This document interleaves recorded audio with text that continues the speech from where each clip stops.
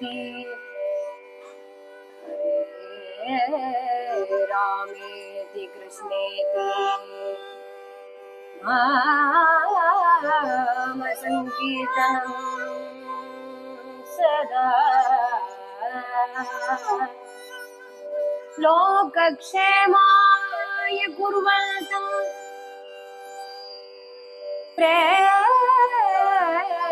प्रेमिकं सद्गुरुं भजे प्रेमिकं सद्गुरुं भजे।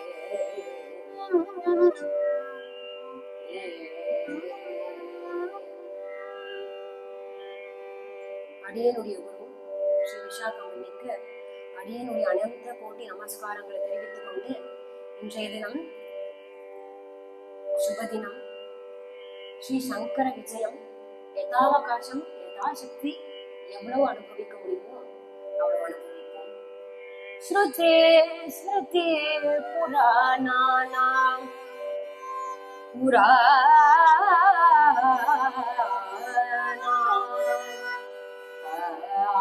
ஆலயம் கருணாலயம்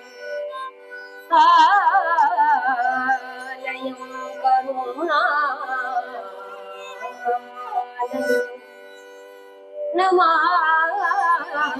நமாமி பகவத்பாத சங்கரம்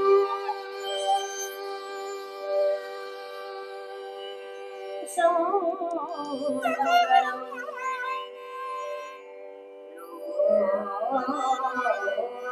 சங்கரம் ஆலயம் கருணாலயம் சங்கரம் லோகசங்கரம்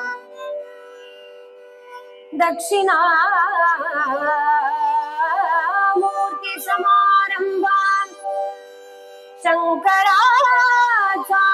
மத்யமா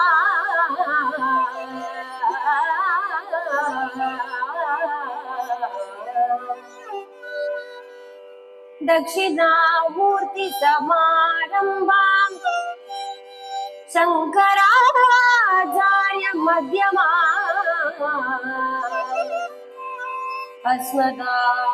அஸ்மதாச்சார்ய பர்யந்தா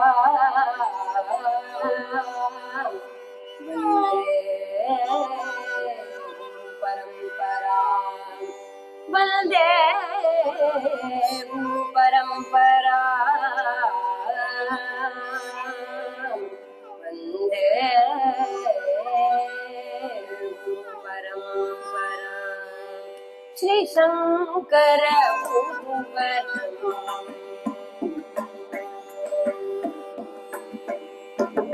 ஸ்ரீ சங்கர சிந்தயாமி அவஹரம் ஸ்ரீ சங்கர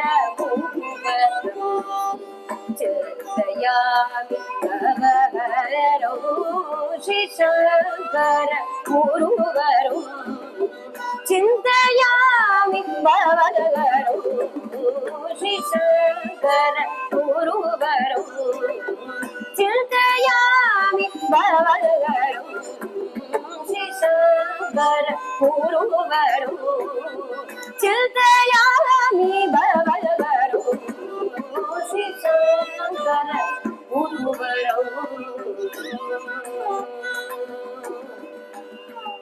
தயா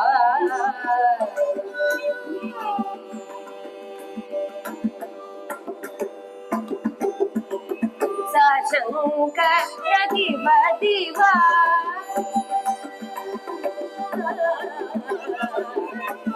சங்கர திவ திவான சங்கர திவ திவான சங்கர திவ திவான சால கூல காலானந்தம் சங்கர திவ திவான சால கூல காலானந்தம்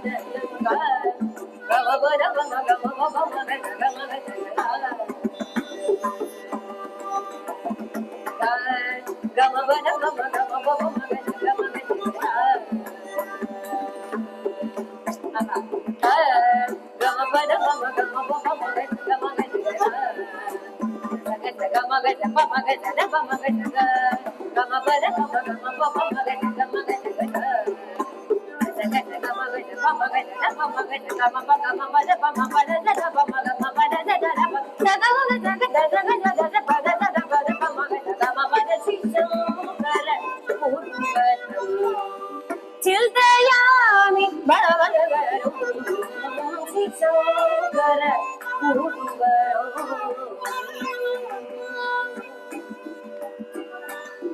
அஜ்ஞான திமிரதரணி அஜ்ஞான திமிரதரணி அஜ்ஞான திமிரதரணி அங்கீகிருத சுகரணி அஜ்ஞான திமிரதரணி அங்கீகிருத சுதிசரணி சுஞான சுகரணி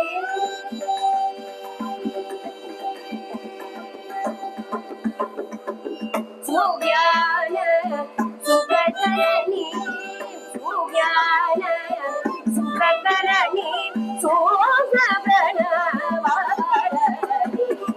சுஞான சுகரணி சோகரணி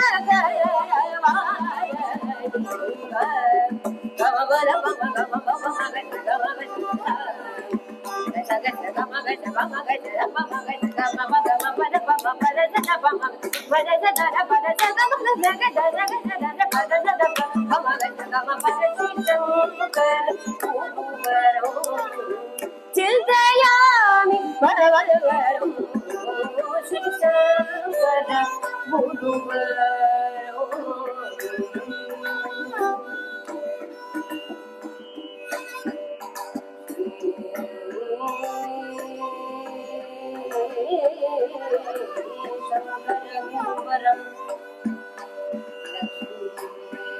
தட்சிணாமூர்த்தி சமாரம்பா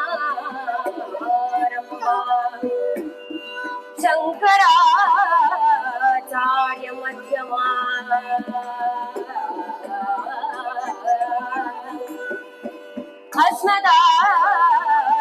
அஸ்மதாச்சார்ய பர்யந்தா வந்தே குரு பரம்பரா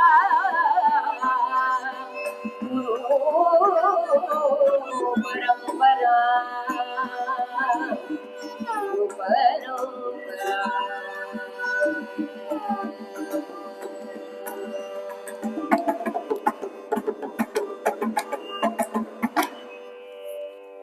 ஸ்ருதே ஸ்ருதி புராணானாம்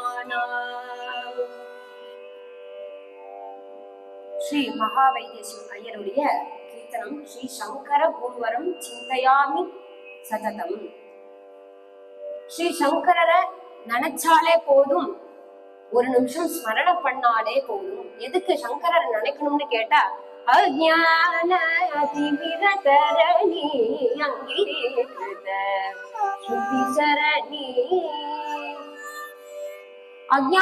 அஜ்ஞானத்தை நினைச்ச மாத்திரத்துல ஸ்மரிக்கிற மாத்திரத்துல போக்கிடுவாராம். ரொம்ப அழகான கீர்த்தனம். நிறைய பேர் பகவத் பாதால் மேல அருளி செய்திருக்காங்க. இந்த கலியுகத்துல எது பெரிய சாதனை, சாதிக்கணும்னா எது பெரிய சாதனை கலியுகத்துல அப்படின்னு கேட்டா, ஒருவர் அவ மனசு நிம்மதியா அமைதியா நிச்சஞ்சலமா அவ கட்டுப்பாட்டுக்குள்ள இருந்தா அதுதான் இருக்கிறதுலே பெரிய சாதனை. ஏன்னா கலியுகத்துல மந்தாக சுமந்த மதையாக மந்த பாக்கியான்னு சொல்லியிருக்கு. ஏன்னா நம்ம அப்படி ஒரு மந்த புக்தி உடையவர்னு முன்னாடியே சொல்லப்பட்டிருக்கு. இதெல்லாம் புராணாத்மகமான ஸ்லோகங்கள். அப்ப எல்லாரோட புத்தியும் எப்படி இருக்குன்னு கேட்டா மந்தமா இருக்கு. அப்படியே ரொம்ப ரெஸ்ட்லெஸ்ஸா எதை நினைச்சிட்டு எதையாலும் ஒண்ணு நினைச்சிட்டு ஓவர் திங்க் பண்ணி அப்படியே உழண்டு இந்த சம்சார சாகரத்துக்குள்ள இழுக்கிறாப்புல இருக்கு.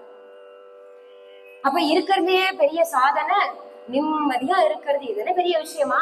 கோடி கோடியா பணம் சம்பாதிச்சா நிம்மதியா இருந்துடலாம். கோடி கோடியா சம்பாதிச்சா நிம்மதியாவா இருந்துடலாம்?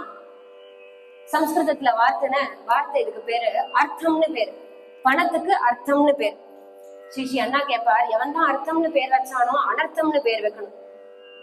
இந்த பணம் சம்பாதிக்கிறதுனால மேலும் மேலும் மேலும் சம்பாதிக்கணும்னு தான் போக்கு போறதே தவிர்த்து அது பக்தி மார்க்கத்துல கொண்டு போகாம இன்னும் சம்சார சாகரத்துல இன்னும் இழுத்துட்டு போறது. மேலும் பணம் சம்பாதிச்சு வச்சா நிம்மதியா இருக்கும்னு நினைச்சா எப்போ யார் தூக்கிட்டு போவான்னு தெரியல, எப்போ இன்கம் டாக்ஸ் ரைடு விடும் தெரியாது, எவ்வளவு டாக்ஸ் கட்டணும்னு இதை நினைச்சே இவ்வளவு உழைக்கிற காசெல்லாம் டாக்ஸ்ல போயிடுறதே, அதை நினைச்சே எல்லாம் டிப்ரெஷன்ல போயிடுறது. அப்போ அது நிம்மதி கிடையாது. அப்போ யசஸ் புகழ் நிறைய கிடைச்சிட்டுனா நிம்மதியா இருக்கலாமான்னு கேட்டா அது இன்னும் பயத்தை கிளப்பும். இன்னைக்கு நன்னா பாடுறான்னு பேர் கிடைச்சிடுதுன்னு கேட்டா 2 பேர் நன்னா பாடுறான்னு சொல்ற இடத்துல 10 பேர் இகழ தயாரா இருக்கா? அப்போ பார்த்து பாடனவே, பத்திரமா பாடனவே, தப்பா நம்ம எங்க போனாலும் நம்மள ஏதாவது பார்த்துட்டே இருப்பா, எல்லாரும் பார்த்துட்டே இருப்பா. அப்ப நமக்குன்னு ஒரு பிரைவசி கிடையாது, நமக்குன்னு ஒரு நிம்மதி கிடையாது. எங்க இருந்தாலும் அடுத்தவாளுக்காக வாழணுமே, இப்படி போகணுமே அப்படி போகணுமேன்னு அந்த நினைப்பிலேயே இருக்கிறதுனால நிம்மதி இருக்க மாட்டேங்குது. அப்ப எது நிம்மதி? இதெல்லாம் சம்பாதிச்சு மேருவுக்கு சமானமா தனத்தை குமிச்சு என்ன பிரயோஜனம்? யசஸ் இருந்து என்ன பிரயோஜனம் அப்படின்னு பகவத் பாதால் கேக்குறார். शरीरं सुरूपं तथा वा गणत्रं यशस्सानुचित्रं धनं मेरुतुल्यं मनस्येन गुरोरङ्घ्रिपद्मे तत किं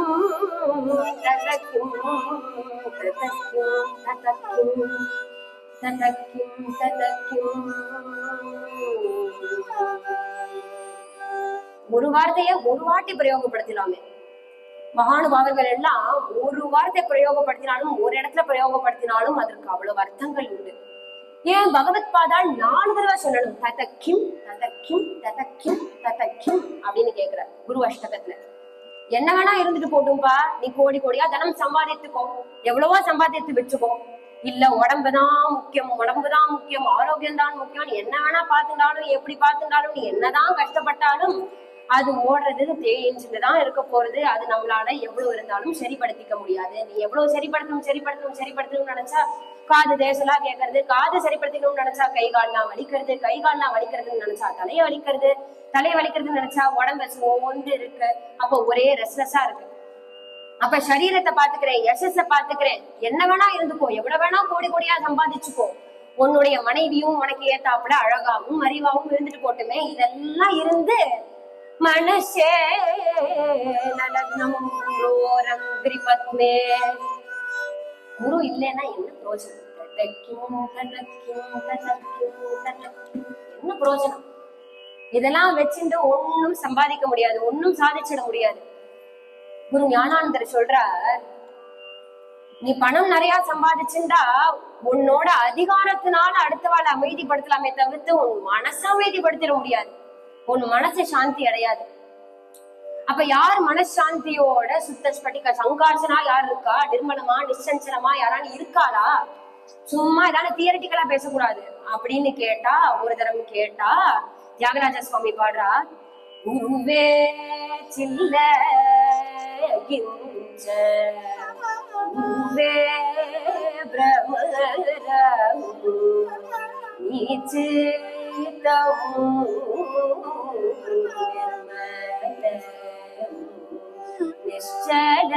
நிச்சலமணி நாச்சிதமு வஞ்சன சஞ்சலமணி. ராமா, என்னுடைய சித்தம் எப்படி இருக்கு தெரியுமா? என்னுடைய சித்தம் தியாகராஜ சுவாமி அவரை பாடிக்கிறார். வஞ்சன சஞ்சலமணி, வஞ்சனையும் சஞ்சலமா இருக்குன்னு தியாகராஜ சுவாமி அப்பேற்பட்ட மகானுபாவர் சொன்னார்னா நம்ம எந்த மூளைக்கு? அப்ப எல்லாரும் அவருடைய யாருடைய சித்தம் அப்படி நிஷ்கலங்கமா நிர்மலமா இருக்குன்னு கேட்டா, குருவே சில்ல குரு ஒருத்தருடைய ஹிருதயம் மட்டும்தான் நிர்மலமா நிச்சஞ்சலமா அப்படி சில்லகிஞ்சங்கிற. சில்லகிஞ்சனா அப்படி ஒரு சீடு இருக்கும், வாட்டர் பியூரிஃபைங் சீடு போல. முன்னாடி எல்லாம் ஜலம் ஓடுற ஜலத்துல ரொம்ப அழுக்கு படிஞ்சிருந்தது, தேங்கி இருந்ததுன்னு வச்சுக்கோங்களேன். அந்த சீடை போட்டானா அப்படியே எல்லாத்தையும் இழுத்து கொடுக்கும்.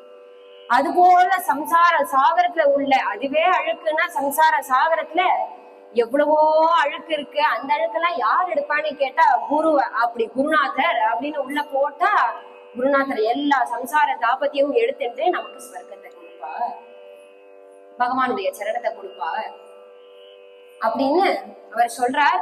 அப்போ எது நிம்மதி, எப்படி நிம்மதி அடையலான்னு கேட்டா, உன் மனசு நிம்மதியா இருந்துச்சுன்னா, உன் மனசு நிம்மதி அடைஞ்சிட்டுன்னா இந்த உலகமே உனக்கு அடங்கும் அப்படின்னு சொல்றார். அப்பேற்பட்ட குருவை சரணம் பண்ணணும். இந்த கலியுகத்துல எது இருக்கிறதுலே ஈஸியான கதின்னு கேட்டா சரணாகதி பண்ணும். அது யார் இடத்துலன்னு கேட்டா குருவின் இடத்துல. குரு ருணதி இதி குரு. கு அப்படிங்கிற இருளை ருணதி பண்ணுவார். அந்த இருளை ஒரே க்ஷண மாத்திரத்துல போக்கிடுவார். ருணதி அப்படின்னு பண்ணி நமக்கு மங்களத்தை உண்டாக்குவார். அப்பேற்பட்ட குருநாதனுடைய அதி ஆச்சரியமான சரித்திரம் 1.5 மணி நேரம்ங்கிறது சொல்லி மாளாது. ஸ்ரீ சங்கர விஜயம் ஒரு நாள்லயோ ஒரு மாதத்திலேயோ ஒரு ஜென்மா முழுக்க எடுத்துட்டாலும் சொல்ல முடியாத விஷயம். அப்பேற்பட்ட விஷயங்களை சாதனை பண்ணியிருக்காரு. எதுக்கு அவதாரம் பண்ணினாருங்கிற காரணத்தை முதல்ல சொன்னாதான் அவருடைய அவதாரம் புரியும். அப்போ அந்த காலத்துல 2000 மடத்து சம்பிரதாயப்படி பார்த்தா, கணக்குப்படி பார்த்தா ஒரு 2500 வருஷம் பின்னாடி அப்ப எப்படி சூழ்நிலை இருந்ததுன்னு கேட்டா 72 பாஷண்ட மதங்கள் தலைவிரிச்சு ஓங்கின்றது. பாஷண்ட மதங்கள்னா ஒப்பீனியன், பிலீஃப்ஸ். ஒவ்வொருத்தர் கிளம்பிட்டா. சாஸ்திரம்லாம் வேண்டாம், உபனிஷத்துலாம் வேண்டாம், எனக்கு தோன்றதுதான் மதம், எனக்கு தோன்றதுதான் ஒப்பீனியன் அப்படின்னு ஒவ்வொருத்தர் ஒவ்வொரு விஷயமா சொல்ல ஆரம்பிக்க ஒரு குரூப் கிளம்பிட்டான். கர்மம் பண்ணினா யாகம் பண்ணினா போதும், யாகம் பண்ணினாலே மோட்சத்துக்கு போயிடலாம். புகையை கிளப்பி விட்டுட்டே இருந்தா, எப்ப பாரு யாகம் பண்ணி யாகம் பண்ணிட்டே இருந்தா எது ஸ்வர்க்கத்தை கொடுக்கும் கேட்டா அந்த யாகம் பண்றதே ஸ்வர்க்கத்தை கொடுக்குமா. இது எப்படி இருக்கு ஆசிச்சி அண்ணா சொல்லுவ. ஒரு தோட்டக்காரன் தோட்டத்தை தோண்டிட்டே இருக்கான். தோண்டி எல்லாத்தையும் ஒரு மரத்தை நடுறான். நட்டு வச்சதுக்கு அப்புறம் அந்த கோடாரிய பார்த்து, நீங்க தான் எனக்கு கூலி கொடுக்கணும் எஜமானேன்னு அந்த கோடாரிய பார்த்து வேண்டிக்கிறது போல, கூலி குடுக்கறவன யாரோ ஒருத்தர் இருக்கணும் இல்லையா, லேண்ட்லார்ட்னு ஒருத்தர் இருக்கணும் இல்லையா, அவன் கூலி கொடுக்க போறது இல்ல. அந்த மரத்தை பார்த்து கேட்டா அவனை முட்டாள்னு சொல்லுவான். அப்ப அது போல யாகம் பண்ணும் பொழுதே அந்த யாகமே பலனை கொடுத்துருவோம்னா என்னத்துக்கு? அப்போ பகவான் யாருன்னு கேட்டா, பகவானும் இந்த யாகத்துல போடுற நெய் வஸ்துவ போல அவரு ஒரு தனியா இருப்பார். யாகம் பண்ணா அவர் கொடுத்தானும் அப்படின்னு ஒரு மதம் கிளம்பித்து. இன்னொரு மதம் என்னன்னு கேட்டா, உலகம் இருக்கா? உலகம் இருக்கு. உலகம் இல்லையா? உலகம் இல்ல. ஒருத்தன் இருக்குன்னா இருக்கு, இல்லன்னா இல்ல. நீ எப்படி சொல்றிய அப்படியே வச்சுக்கலாம், நான் எப்படி சொல்றேன்னா அப்படியே வச்சுக்கலாம். இது கேட்கறதுக்கு வேணா சிரிப்பா இருக்குமே தவிர்த்து பயங்கர காம்ப்ளிகேட்டடான விஷயம். அவ விஷயத்துல மதத்துல அவ என்ன சொல்ல வர, உலகம் இருக்கா இல்லையாங்கிறது கேள்வி. இருக்குன்னா இருக்கு, இல்லைன்னா இல்ல. ஏதாவது ஒரு தியரட்டிக்கலா கன்க்ளூட் பண்ணி முடிக்கணும் இல்லையா?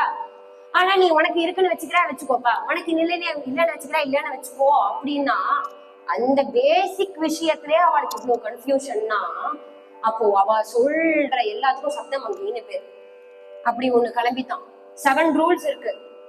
அப்படியே பயங்கர காம்ப்ளிகேட்டடான விஷயம். சம்சாரம் இருக்கா? இருக்கு, இல்ல அப்படிங்கிற ஒரு கன்க்ளூஷனே கிடையாது. உனக்கு வேணுங்கிற மாதிரி வச்சுக்கோ, உனக்கு வேணுங்கிற மாதிரி வச்சுக்கோ, உனக்கு தோன்றாப்புல வச்சுக்கோன்னு ஒரு மதம் கிளம்பி. இன்னொரு மதம் சூன்யவாதம் அப்படின்னு. சூன்யவாதம்னா என்னன்னு கேட்டா, இந்த உலகமே சூன்யம்னு நினைச்சுக்கோப்பா. ஏற்கனவே அப்படிதான் இருக்கு. சாதாரணமாவே எதுவும் பாசிட்டிவா நினைச்சுக்க மாட்டேங்கிறோம். இந்த உலகமே சூன்யம்னு நினைச்சுக்கோ, எதுவுமே உன்னை அஃபெக்ட் பண்ணாது.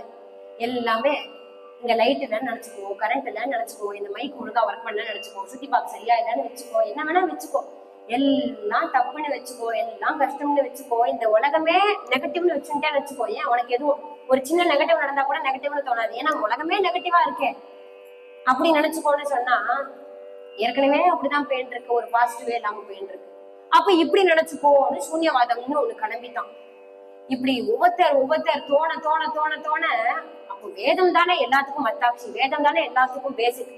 அதை திறந்து பார்த்தா, அதை பின்பற்றினா எல்லாத்துக்கும் வழி கிடைச்சிடும். ஆனா எல்லாத்தையும் பரணியில எல்லாத்தையும் மூட்டை கட்டி போட்டுட்டா ஓரத்துல. நான் சொல்றதுதான் கரெக்ட், நீ சொல்றதுதான் கரெக்ட்னு ஒவ்வொருத்தர் கிளம்ப.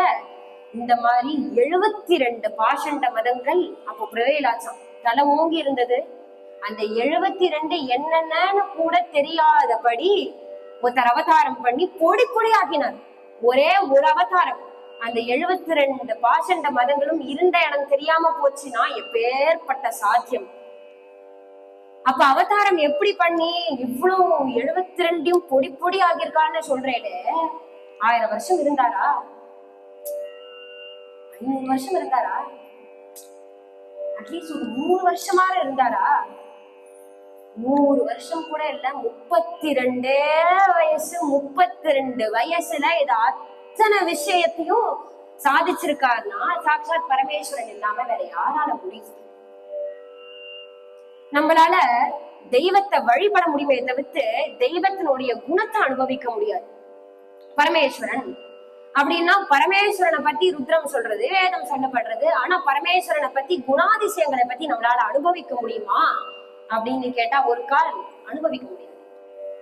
ருத்ரத்துல சொல்றது கேட்கணும், அவ்வளவுதான். அப்போ அனுபவிக்கணும்னா என்னன்னு கேட்டா சாட்சாத் பரமேஸ்வரனே இறங்கி வந்து இதெல்லாம் சித்தாந்தம் பண்ணினாதான் நம்மளால அவருடைய குணக்கடலை அனுபவிக்க முடியும். அப்ப அப்பேற்பட்ட பரமேஸ்வரன் ஆகிய எடுத்துட்டார். அவதாரம் பண்ணி அத்வைத்தம் அப்படிங்கிற ஒரு பெரிய சித்தாந்தத்தை ஸ்தாபனம் பண்ணணும்னு சொல்லி முடிக்கிற காரியம் இல்ல. சித்தாந்தம் பெரிய சித்தாந்தம். இந்த அத்வைதத்தை பேஸா வச்சுதான் மற்ற ஒப்பீனியன் எல்லாமே, பின்னாடி வந்த ஒப்பீனியன் எல்லாமே இந்த அத்வைத பேஸா வச்சுதான் எல்லாமே கிளம்பிட்டு அப்படின்னு அட்டாட்சியே இருக்கு. வேதவியாசரும் சொல்றார், அத்வைதத்தை ஸ்தாபனம் பண்ணுப்பா அப்படின்னு ஆதிசங்கரருக்கு அவர் தான் ஆசீர்வாதமே பண்றாருன்னு அவருடைய சரித்திரத்துல வர. அப்ப இப்பேற்பட்டவர் அவதாரம் பண்ணணும் அப்படிங்கிற காலம் ஒரு நிர்ணயம் வரையிறது. அப்போ இவருடைய அவதார காரணம் இந்த மாதிரி ஓங்கி இருக்கிற மதத்தை ஜெயிச்சு அத்வைத்தம் சத்தியத்தை ஸ்தாபனம் பண்ணணும். அத்வைத்தம்ங்கிறது அவருடைய சித்தாந்தம் மட்டும் இல்லை, வேத உபநிஷத்து புராணார்த்தம் எப்படி சொல்றதோ அதை பின்பற்றி அதை சான்றா வச்சு அத்வைத்தம் அப்படிங்கறத ஸ்தாபனம் பண்றார். அப்பேற்பட்டவருடைய சரித்திரம் ஆரம்பிக்கிறது.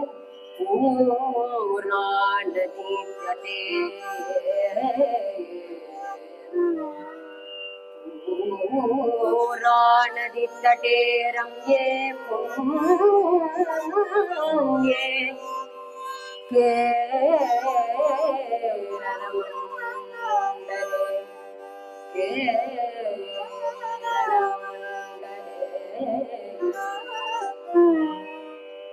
ग्रामोस्ति कालडनाम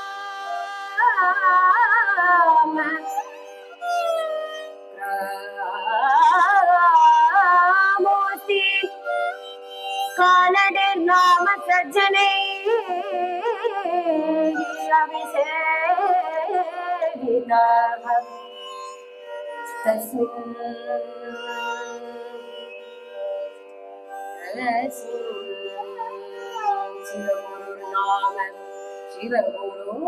शिवगुरुर्नाम ब्राह्मण ब्रह्म विद्मः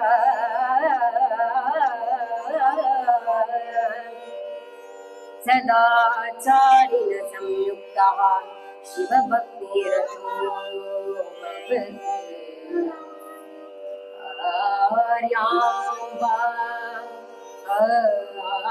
आर्याम्बा आर्याम्बा तस्य पत्नी च पतिसेव परायणा अनुसूया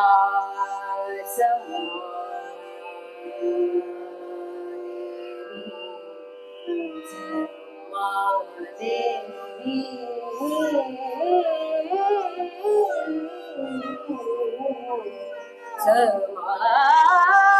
समादेवी अनुसूया समादेवी सर्व सद्गुण भूषणा पूर्णा नदी तटे रम्ये पुण्य केरल मंडले கேரள மண்டலத்துல பூர்ணா நதி தீரத்துல கிராமோஸ்தி காலடி நாம. காலடி என்கின்ற கிராமத்துல திருச்சிவபுரம் அப்படின்னு சொல்லக்கூடிய திரிசூர்.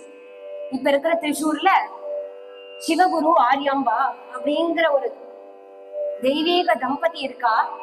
சிவகுரு பிராமண தம்பதி, பிரம்ம வித்தமகா, நித்திய அக்னிஹோத்திரி, வேத அத்தியனம் பண்ணக்கூடியவர், பெரிய சிவபக்தர். தஸ்ய பத்னீச்ச ஆரியாம்பா சர்வ சத்குண சம்யுதா, சத்குணவதி, பதிக்கு ஏத்தவாறு இருக்கக்கூடிய குணவதி. கல்யாணம் ஆகி ரொம்ப வருஷம் ஆச்சு, ரொம்ப வருஷமா குழந்தையே இல்லை. குழந்தை இருந்தா தானே ஒரு ஃபேமிலி பூர்ணமா இருக்கும் இல்லையா?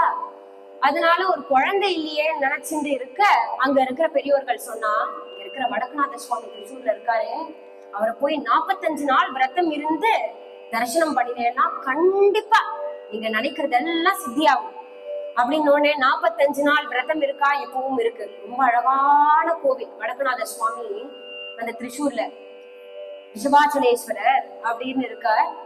45 நாள் விரதம் இருந்து அந்த பரமேஸ்வரனை போய் நமஸ்காரம் பண்ணி பரமேஸ்வரனை சேவிச்சுட்டு ஆத்துக்கு வரா. அன்றைய தினம் ஒரு திவ்ய ஸ்வப்னம் சிவகுருக்கு. சாட்சாத் பரமேஸ்வரனே வர. ஸ்வப்னம் நான் சொல்றது அதெல்லாம் சுவானுபாவம், அதெல்லாம் ஒரு அனுபவம். அப்போ ரிஷபாச்சலேஸ்வரர் வந்து, பரமேஸ்வரனே வந்து, சிவகுரு உனக்கு ஒரு வரன் கொடுக்கிறேன், புத்திரன் வேணும்னு கேட்டு இல்லையா, எய்தர் ஒண்ணு சூஸ் பண்ணிக்கோ. உனக்கு 100 ஆயுசு உள்ள 100 புத்திரன் வேணுமா, இல்ல ஒரே ஆயுசு உள்ள ஒரே அல்பாயுசு உள்ள ஒரே புத்திரன். ஆனா என்ன டிஃபரன்ஸ்னு கேட்டா, 100 ஆயுசு உள்ள 100 வருஷமும் வாழக்கூடிய அந்த 100 புத்திரர்களும் நம்ம முதல்ல சொன்னது போல அஜ்ஞானத்துல முட்டாள்களா புத்திசாலியா இல்லாம ஏதோ இந்த சம்சாரத்திலே உழண்டு இருப்பாப்பா.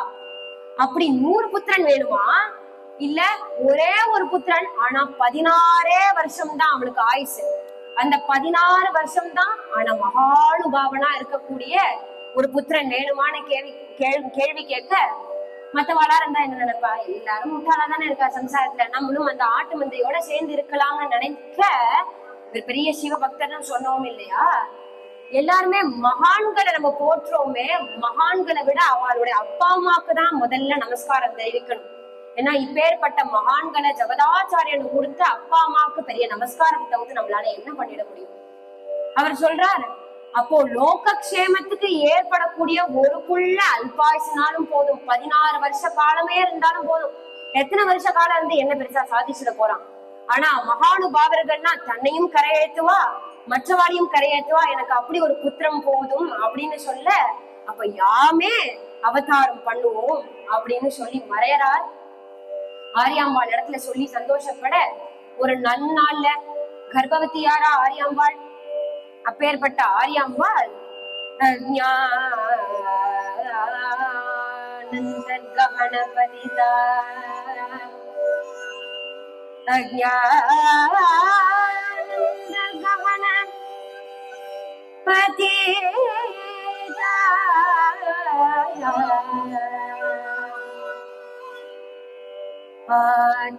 ஆத்மவிஜோபதே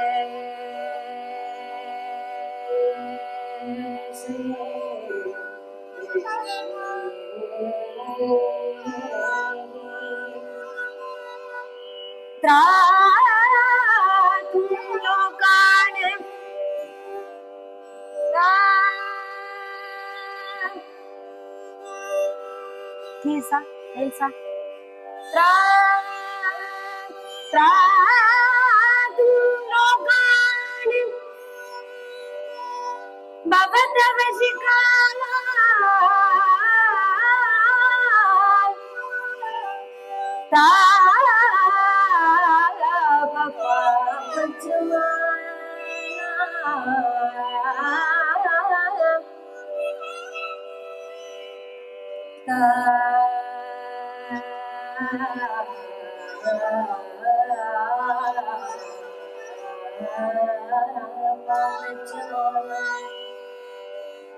முக்தா மௌனம் வட விட பீடா बडविड बीनो मूलतो निष्पतन्ति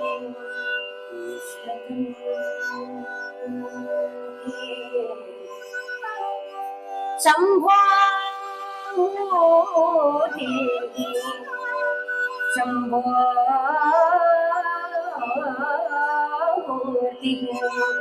चरति भुवने शंकराचार्य रूपा नक्षत्रे रुद्रदैवत्ये माधवे मासी मंगले भवती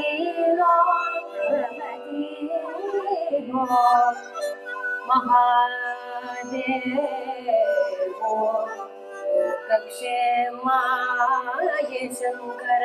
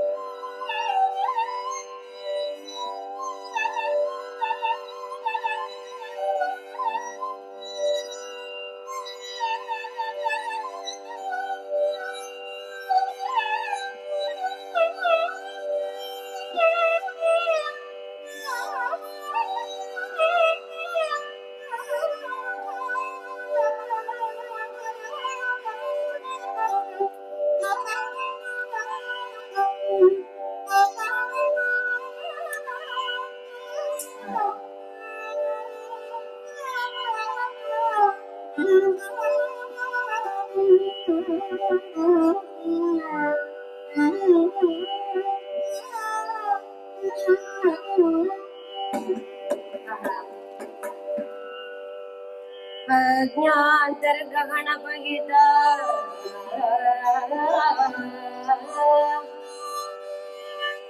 नक्षत्रे रुद्रदैवत्ये माधवे माहि मंगले அன்றைய தினம் கர்ப்பம் தரிக்க போறா. நட்சத்திரம் ருத்ரம். ருத்ர நட்சத்திரே அப்படின்னா ஆதிர நட்சத்திரம். நட்சத்திரத்திலேயே 27 நட்சத்திரம் 2 நட்சத்திரத்துக்கு மட்டும்தான் திரு சேரும். ஒண்ணு திருவாதிரை, திருவோணம். திரு ஆதிரைங்கிறது பரமேஸ்வரனுடைய நட்சத்திரம், திருவோணம்ங்கிறது பெருமாளுடைய நட்சத்திரம். அப்பேற்பட்ட சுப நன்னாள்ல ஆர்திரா நட்சத்திரத்துல சித்திர மாசம் ஞாயிற்றுக்கிழமை சுத்த பஞ்சமியில் அபிஜித் முகூர்த்தத்துல தேஜஸ்வியான ஒரு குழந்தை. அப்போ அந்த சிவகுரு தபசு பண்ணிட்டே இருக்கா. ருத்ரம் மனசுல ஜபம் பண்ணிட்டே இருக்க இருக்க இருக்க நம சிவாய சங்கராய அப்படின்னு மனச ஜபம் பண்ணும் பொழுது குழந்தை பிறந்துடுச்சு. உங்களுக்கு குழந்தை பிறந்துடுது அப்படின்னு உடனே மனசுலயே நினைச்சிருந்தாரு, ஆஹா சங்கரன்னு சொல்லும் பொழுதே குழந்தை பிறந்துடுத்தே, அப்போ இந்த குழந்தைக்கு சங்கர திருக்குமரனா திருக்குமரனார் அவதரித்தார் சங்கர திருக்குமரனார் திருக்கையிலை அகன்று சிவமுருவாயாவர் திருக்குமரனார்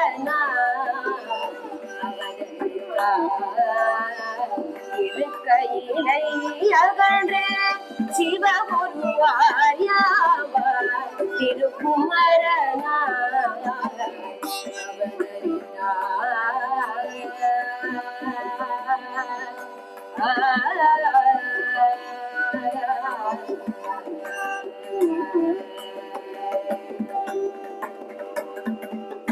திருக்குறள் சதுர்மறைகளை திருக்குறள் சதுர்மறைகள் தழைக்க சகல ஜகத்குருவே சங்கர ஜய ஜய வென்றழைக்க திருக்குறள் சதுர்மறைகள் தழைக்க சகல ஜகத்குருவே சங்கர ஜய ஜய வென்றழைக்க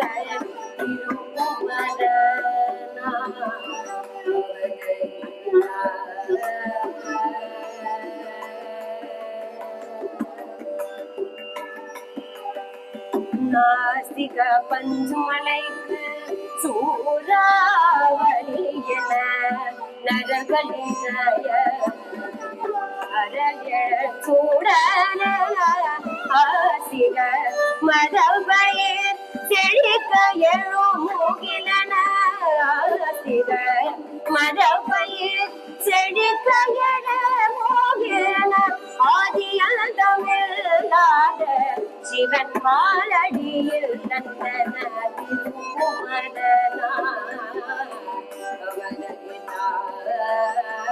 திருக்கையிலை அகன்ற சிவமுருவாயாவர்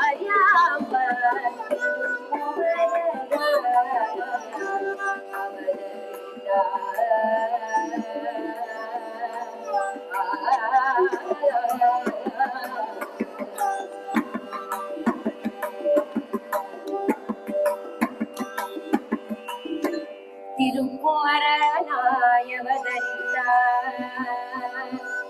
அப்பேற்பட்ட சங்கரர் அவதாரம் பண்றார். குழந்தை பிறக்கும் பொழுதே அந்த முக தேஜஸை வச்சு தெரியறது பெரிய மகானுபாவர் அப்படின்னு அந்த திருக்குமரன் பிறக்கிறார். யாருன்னு கேட்டா திருக்கையிலை அகன்று சிவகுருவார் யாம்பாலின் திருக்குமரனார். திருக்கையிலை அகன்று கைலாசத்துல இருக்கிற இடத்த விட்டுட்டு சிவபுர ஆரியாம்பாளுக்கு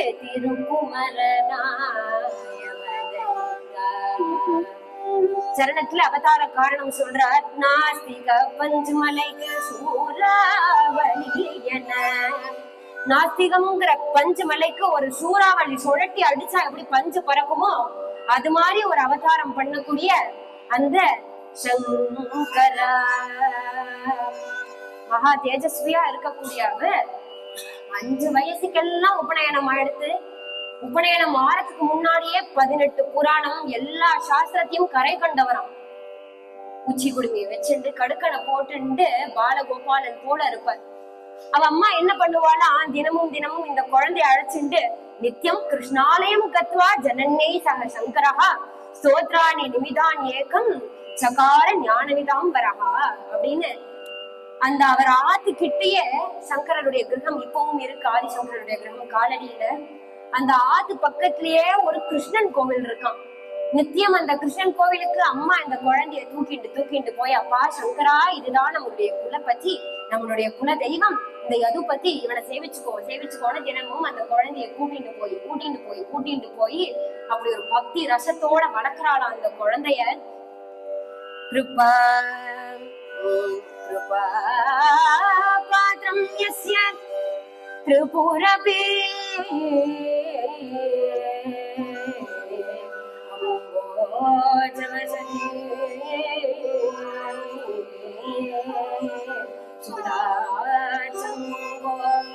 சுதாஜங்கோ சரண நக நிர்ணேச்சன ஜலம். தன்னுடைய பிரபோத சுதாகரம் என்கின்ற நூலை தானே சொல்றார். தன்னுடைய குல தெய்வம் யாருன்னு கேட்டா குலதேவ ஜெயதி குலதேவோ யதுபதிஹி, அந்த பால கோபாலன் தான் தன்னுடைய குல தெய்வம்னு சொல்றார். தன்னுடைய குல தெய்வத்தை பத்தி அழகா பெருமையா பாடுகிறார். யார் அந்த குலபதினு கேட்டா நீங்க எல்லாம் இப்ப கங்கை கங்கை கங்கை கங்கை இது ப்ரூயாதுன்னு சொல்றா இல்லையா, அப்படி கங்கை கங்கைன்னு நீங்க எல்லாம் கொண்டாடுறீங்களே, அந்த கங்கை எங்கேன்னு வந்துட்டுன்னு நினைக்கிறேன். திருக்கிரமாவதாரத்துல 3 அடிய வச்சு கால் அளக்கும் பொழுது பிரம்மா தன்னுடைய கமண்டலு ஜலத்தால பாதாபிஷேகம் பண்றாராம். அந்த பாதாபிஷேகத்துல இருந்து பண்ற ஜலம் தான் அங்க கங்கை. சரண நக நிர்ணேச்சன ஜலம் அப்படிங்கிறார். அந்த ஜலம் வேற எதுவும் கிடையாது, என்னுடைய குலதெய்வமான குட்டி பால கோபாலனுடைய சரண கிரணத்துல ஜலத்தை காலளம்பின தண்ணி தான்ப்பா உங்க கங்கை. கங்கை கங்கைங்கிறே எங்கேன்னு வந்துட்டு நினைக்கிறேன். என்னுடைய குட்டி அந்த பால கோபாலனுடைய பாதத்துல பட்டு அந்த சரண நக்கத்துல அலமின ஜலம் தான் உங்க கங்கை அப்படின்னு. அப்படி ஒரு ஆத்மானுபூதம். அந்த ஆத்மானுபவம்லாம் யாருக்கும் வராது. அப்படி பாடுறார் சங்கரர். சின்ன வயசுலயே நிறைய சாஸ்திரத்தையும் கரை கண்டவர். ஆனா என்ன பண்றார், உபநயனம் பண்ணா பிக்ஷை எடுத்து சாப்பிடணுங்கிறது நியமம். அப்படி இருக்கிறச்சே டெய்லிக்கும் பிக்ஷை எடுப்பார். அன்றைய தினம் துவாதசி ஏகாதசி சுத்த உபவாசம் இருந்து துவாதசி அன்னைக்கு பிக்ஷா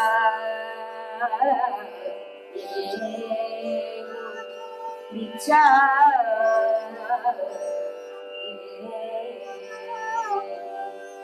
அப்படின்னு ஒவ்வொரு ஆத்துலயும் போய் பிக்ஷாம் தே பிக்ஷா. அன்றைய தினம் ஒரு கிரகத்துக்கு வரா. அந்த கிரகிணி அந்த அம்மா ரொம்ப தாரித்திரத்துல இருக்கா, ரொம்ப ஏழையா இருக்கா. துளாவி துளாவி பாக்குறா. இந்த குழந்தைய பார்த்தாலே எதையானு குடுக்கணும்னு தோணும். பார்த்தாலே அப்படி ஒரு தேஜஸ்வியா இருக்கு. இந்த குழந்தைக்கு எதையானு குடுக்கணும்னு அவ்வளவு ஆசையா இருக்கா. ஆனா குடுக்கறதுக்கு ஒரு பொட்டு அக்ஷயம் கூட இல்லையா. ஒரு பொட்டு அந்த சாதம் அன்னம் இல்லையா.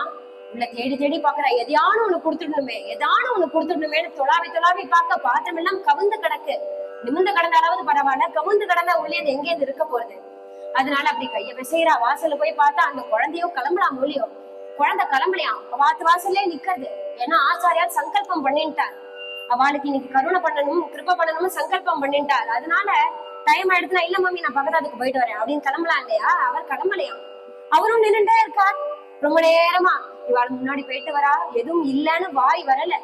ரொம்ப தைரியத்தை கொண்டு வந்து அழுதுண்டே, இல்லப்பா என்னிடத்துல ஒண்ணும் இல்ல, ஆனா உனக்கு கொடுக்கணும்னு ஆசையா இருக்குன்னு உருகி சொல்ல சங்கரருக்கு புரிஞ்சுது. உடனே அந்த குழந்தை சொல்லிட்டு, அம்மா எனக்கு நிறைய அன்னம் போட்டுட்டா, அன்ன பிக்ஷை நிறைய கிடைச்சிட்டு, பக்கத்தாத்து மாமி எழுத்தாத்து மாமி எல்லாரும் போட்டுட்டா, எதையான வியஞ்சனம் தொட்டுக்கு ஏதானு இருக்குமா அப்படின்னு கேட்டா, துவாதசி அன்னைக்கு தொட்டுக்க நீர் நெல்லின்னு ஒண்ணு சாப்பிடுவோம்.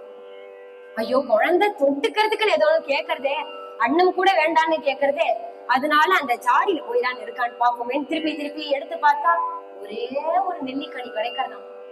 சொல்றாங்க ஒரு நெல்லிக்கனி கீழே அந்த ஒரு நெல்லிக்கனி தான். ஏன்னு கேட்டா சுதாமா கொடுத்தா அந்த ஒரு அவிழ் புடி கொடுத்தானே, ஒரு புடி அவள் தான் கொடுத்தான். குச்சேரனை குபேரனா மாத்திட்டுன்னு சொல்லுவா.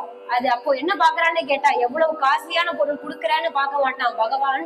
ஆச்சாரம் அப்படி பார்க்க மாட்டான். என்ன உன்னுடைய ஹிருதயம் குழையறதா இல்லையான்னு தான் பாப்பார்.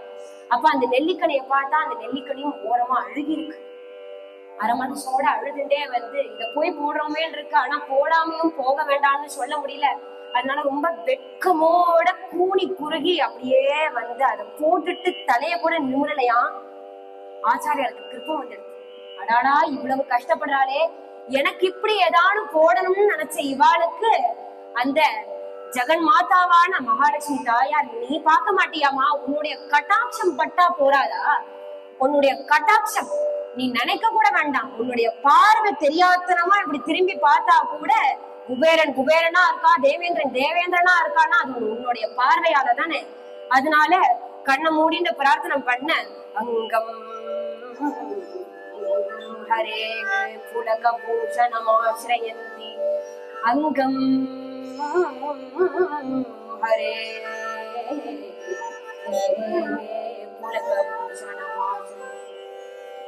பிருங்காங்கே பிருங்காங்கனேவ முகுலாபரணம் தமானம் அங்கீகிருதாகில விபூதிரவாங்கலீலா மாங்கல்யதாது மம மங்கள தேவதா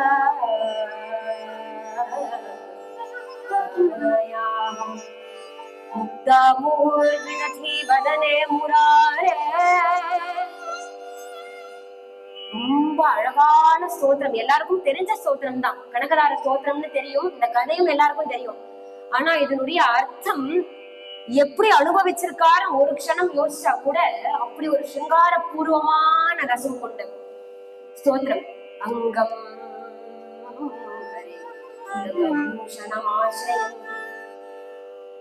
எதை பத்தி பாடான்னு கேட்டா லக்ஷ்மிய பத்தி பாடல. லக்ஷ்மியினுடைய கண் பார்வை மட்டும்தான் இந்த ஸ்தோத்திரத்தினுடைய சப்ஜெக்ட் மேட்டர். கட்டாட்சம், அந்த கட்டாட்சம் எப்படி இருக்கா, லக்ஷ்மியினுடைய கண்ணு, தாயாருடைய கண்ணு, ரங்கநாயகி தாயாருடைய கண்ணு கருவண்டு போல இருக்கான். அப்படி கருவண்டு போல குளிர்ச்சியா இருக்கக்கூடிய கண்ணு பெருமாளை, தமான விருட்சம் போல இருக்கக்கூடிய பெருமாளை பார்த்தா அந்த வண்டு சாதாரணமா தமான விருட்சத்துல போய் தேனை பருக போறச்சே தமான விருட்சம் வளைஞ்சு கொடுக்கும்.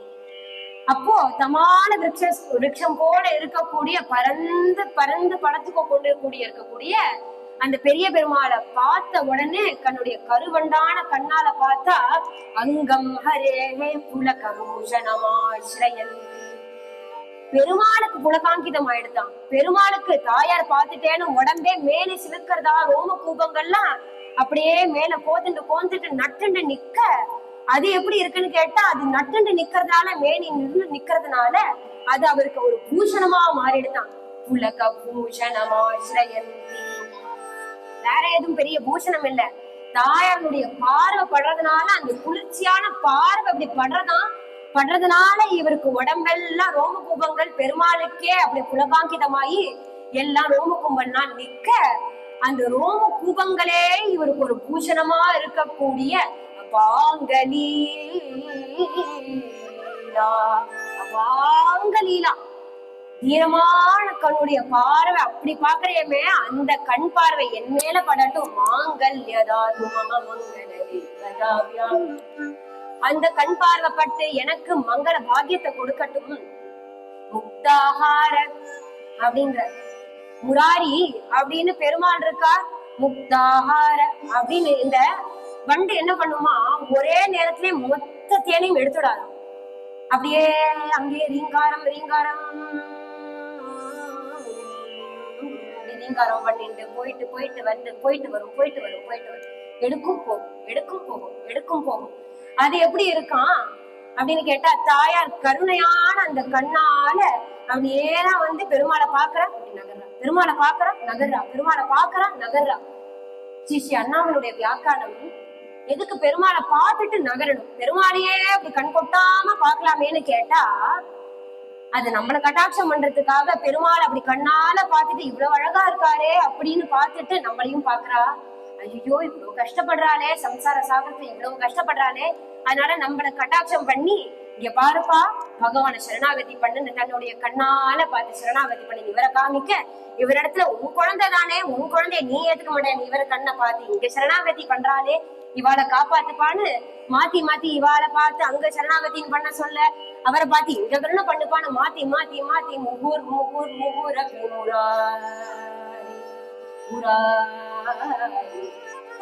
அந்த பெருமாளை பார்த்து இப்படி கண் கொட்டாம பாக்குற அணிவிசேத்தேன அப்படின்னு கண் கொட்டாம தாயார் பாக்குறாளாம். இவர் கண்ணை மூடிண்டே இருக்காரா. ஏன் கண்ணை மூடின்னு இருக்காருன்னு கேட்டா, தாயார் தன்னை பார்த்துட்டாங்கிற பெருமை தாங்கல பெருமாளுக்கு, அதனால கண்ணு மூடிண்டு. ஆஹா தாயார் நம்மள பாத்துட்டான்னு அப்படி கண்ணு மூடின்னு இருக்கா. தாயார் இவளையோ அப்படியே கண் கொட்டாம பாக்குற, அவரை கண் கொட்டாம பாக்குறீங்கன்னா ஒரு க்ஷணம் என்னை பத்தி திரும்பி பாரு, திரும்பி பார்த்தேன்னா உன்னுடைய கட்டாட்சம் பட்டா எல்லாரும் அவாவ ஸ்தானத்துல இருக்கான்னா உன்னுடைய கட்டாட்சம்னாலே தானே அம்மா, அதனால அந்த கட்டாட்சம் எங்க மேல படட்டும், இந்த லோகாதீதமா இருக்கக்கூடிய இவா மேல படட்டும், எல்லாருக்கும் மங்களம் உண்டாகட்டும்னு தனக்கு பாடல ஆதிசங்கரர். யாருக்கு பாடுறாருன்னு கேட்டா, ஒரே ஒரு நெல்லிக்கனி போடணும்னு நினைக்கக்கூடிய அந்த அம்மாவை பார்த்து நமோஸ்து நமோஸ்து தேவை भृगुनन्दनायै नमो विष्णुरुरजितुसितायै नमो लक्ष्मी कमलाय அப்பேற்பட்ட அந்த ஸ்ரீ வரலட்சுமிய ஸ்ரீ வரலட்சுமி நம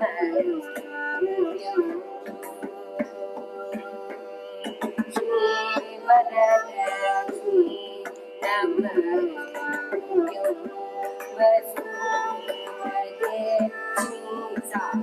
रसपदे रसपदे सपदे पदे पदे रसपदे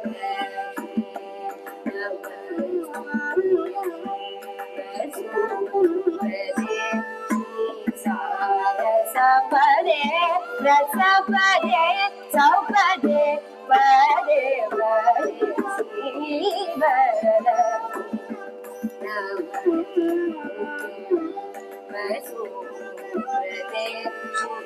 रसपदे रसपदे सपदे पदे पदे रसपदे रसपदे सपदे पदे पदे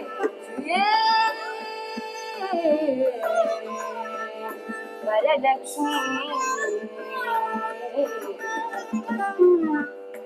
श्रावण पौर्णमी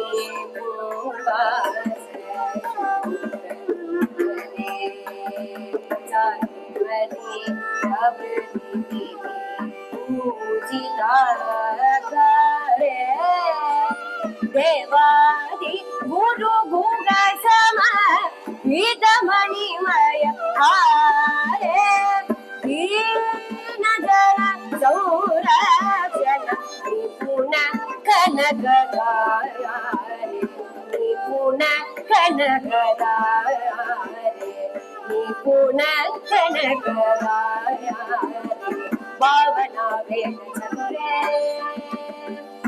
पावना वेद चतुरे भारती संतुतवरे पावना वेद चतुरे भारती संतुतवरे सौंदर्य विगदन करे कामित फल प्रिय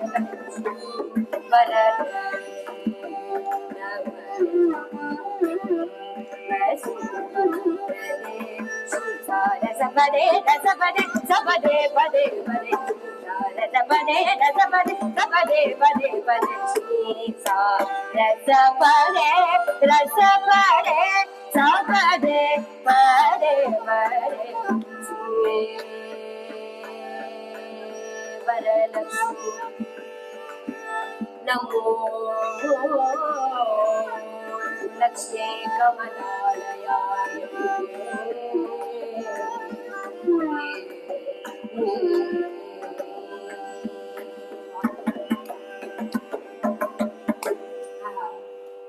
ஸ்ரீ வரலட்சுமி நமஸ்துப்யம். அப்பேற்பட்ட வரலட்சுமிய நமோஸ்து தேவா தயாபராயை நமோஸ்து நமோஸ்து நமோஸ்து நமோஸ்து நமோஸ்துன்னு அப்பேற்பட்ட வரலட்சுமிய பார்த்து நீ கனகதாரே யாருக்கு நிபுண கனகதாரே அப்படின்னு கேட்டா தீன ஜன சம்ரட்சண பரிதாபமா இருக்கக்கூடிய கஷ்டப்படக்கூடிய இவாளுக்கு உன்னை நினைச்சாலே இவாளை காப்பாத்தக்கூடிய நீ கனகதாரே கனகதாரே கணக்கு மழையா கொட்டக்கூடியவளே அப்பேற்பட்ட ஒண்ண நமோ ரொம்ப சிங்காரபூர்வமான ஸ்தோத்திரம். லக்ஷ்மி ஸ்தவம் அப்படிதான் பேர் வந்தது. முதல்ல இதுக்கு பேரே லக்ஷ்மி ஸ்தவம். எப்படின்னு கேட்டா வேதாந்த தேசிகர் இந்த ஸ்தோத்திரத்தை போட்டு வியாக்கியானம் செய்யும் போது பலசுத்தியில இத்தி லக்ஷ்மி ஸ்தவா அப்படிங்கிறார். நாளடைவுல கணக்கம் தாரதாரையா கொட்டித்துங்கிறதுனால நெல்லிக்கனி சைஸுக்கு எல்லாம் மழை கூரையை பிச்சுண்டு கொட்டுறது இது எல்லாருக்கும் தெரியும் கதை. கூரையை பிச்சுண்டு கொட்டிண்டே இருக்கு. அந்த அம்மா இவருக்கு நமஸ்காரம் பண்ண இவ்வளவு இவர் பாடிதானே கிடைச்சிருக்கு. தான் கொஞ்சமான மாமி 50-50 நான் உங்களுக்கு பாடி இருக்கேன், இவ்வளவு கிடைச்சிருக்கு, பாதி எடுத்துக்கோங்க பாதி நான் வச்சுக்கிறேன் அப்படின்னு சொல்லிருக்கலாம் இல்லையா? அட்லீஸ்ட் இவ்வளவு கிடைச்சிருக்கே ஒரே ஒரு நெல்லிக்காவது என் காத்துக்கு எடுத்துட்டு போறேன், எங்க அம்மா ஆரியாம்பாளுக்கு கொடுத்துட்டு வரேன் அப்படின்னு கூட சொல்ல மாட்டாராம் மகான்கள். அப்படியே கொட்டிண்டே இருக்காது, நிக்க கூட எல்லாம் தான் அடுத்த வீட்டுக்கு போய் பவதி பிக்ஷா அவர் நமஸ்காரம் பண்றதுக்குள்ளேயே நகர்ந்து அடுத்த ஆத்துக்கு போய் அம்மா பவதி பிக்ஷாம் தேகி அப்படின்னு அடுத்த ஆத்துல போய் எல்லாம் தனக்கு ஆஹா பாடினா கிடைக்கும் போல் இருக்கு, தங்கம் கொட்டும் போல் இருக்கு, நம்ம ஆத்துல 2 வாட்டி பாராயணம் பண்ணலாமேன்னு மகானுபாவர்கள் நினைக்க மாட்டா. ஏன்னா அவருக்கு இதுல ஆசை கிடையாது, தானும் பெரிய பணக்காரர் கிடையாது. அப்ப இங்க பாடக்கூடிய ஸ்தோத்திரத்தை தன்னாத்துல ஆரியாம்பாள் இடத்துல சிவகுரு இடத்துல பாடி இருக்க கூடாதா? தன்னாத்துல கொட்ட வைக்கிறது பெரிய ஆச்சரியமானு கேட்டா மகான்களுக்கு அதுக்கு அவசியமே கிடையாது. இன்னும் அந்த ஆகம் இருக்கு, ஸ்வர்ணத்தமனா அப்படின்னு அந்த ஆகம் இன்னும் அந்த கணக்கம் கொட்டின இடம் இன்னும் இருக்கு, பெரிய பரம்பரை கோடீஸ்வரானா இன்னும் இருந்துட்டு இருக்கா. அந்த நெல்லிக்கனி வச்ச பர முதல் கொண்டு இருக்கும். இப்ப கூட கேரளால பார்த்தா தெரியும். அப்படி இப்படி நினைச்சா அப்பாவும் காலகத்தி அடைஞ்சுட்டார். முன்னாடியே அப்பா காலகத்தி அடைஞ்சுட்டாருன்னோடனே அப்ப மரணம்னா என்னன்னு புரியாது, சம்சாரம்னா அப்ப சம்சாரத்தை மாட்டிட கூடாதுன்னு நினைச்சுக்கிறார். அதனால ஒரு வைராகியம் வந்து சங்கரருக்கு. அப்போ இந்த சம்சாரத்துல இருக்கிறதுக்கு நம்ம வரல, இந்த சம்சாரத்தையே உதாரணம் பண்றதுக்காக நம்மளுடைய அவதாரம்னு புரிஞ்சுக்க சன்னியாசாசிரமம் எடுத்துட்டு இந்த லோகத்தை உத்தாரணம் பண்ணணும்னு நினைச்சிருந்தார். அவர் மனசுல சன்னியாசாசிரமம் தான் வாங்கிக்கணும்னு நினைச்சிருந்தார். ஆனா தன்னுடைய அம்மாவோ வேற ஒரு பிளான் வச்சுட்டு இருக்கா. ஒரே ஒரு குழந்தை தானே, அப்பாவும் இல்ல, ஒரு துணையும் இல்லங்கும் பொழுது குழந்தைக்கு ஒரு கல்யாணம் பண்ணி பாக்கணும்னு ஆசை. ஆனா இவர் மனசுல அது இல்ல. நிறைய வாட்டி கேட்டு பார்த்துட்டார், சன்னியாசாசிரமம் வாங்கிக்க கூடாதுன்னு என்னன்னு புரிஞ்சுடுது.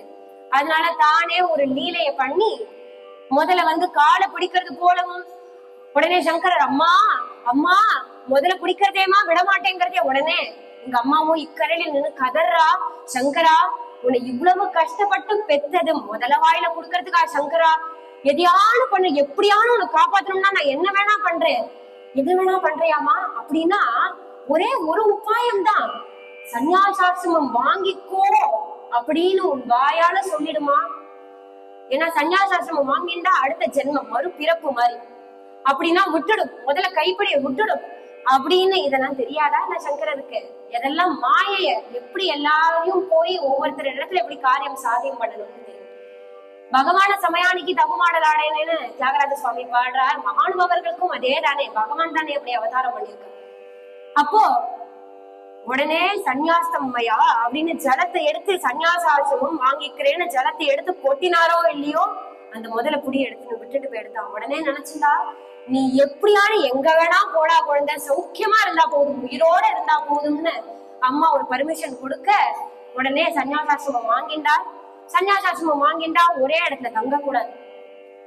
ஆனா ஆரியாம்பா கதறி கேக்குறா, சங்கரா எனக்கும் நீதானடா ஒரே கதி, என்னை விட்டுட்டு போயிட்டேன்னா எனக்கு யாரா கத்தி, எனக்கு யாரு இருப்பா, நீ என் கூட இருப்பேன்னு நினைச்சுதானடா இருந்தேன். அம்மா இப்ப கூட நீ சொன்னேன்னா இந்த சன்னியாசாசிரமத்தை விட்டுட்டு பிரம்மச்சாரியா உன் பிள்ளையா உன் கூடயே இருப்பேம்மா, கடைசி வரைக்கும் உன் கூடயே இருப்பேன்னு உன்னுடைய நிலைய குறைச்சிட்டு என் சுயநலத்துக்காக உன்னை விட்டு கொடுக்க மாட்டேன்பா. நீ ஒரு காரணமா இந்த சன்னியாசாசிரமம் எடுத்துட்டு இருக்கன்னு தெரியறது.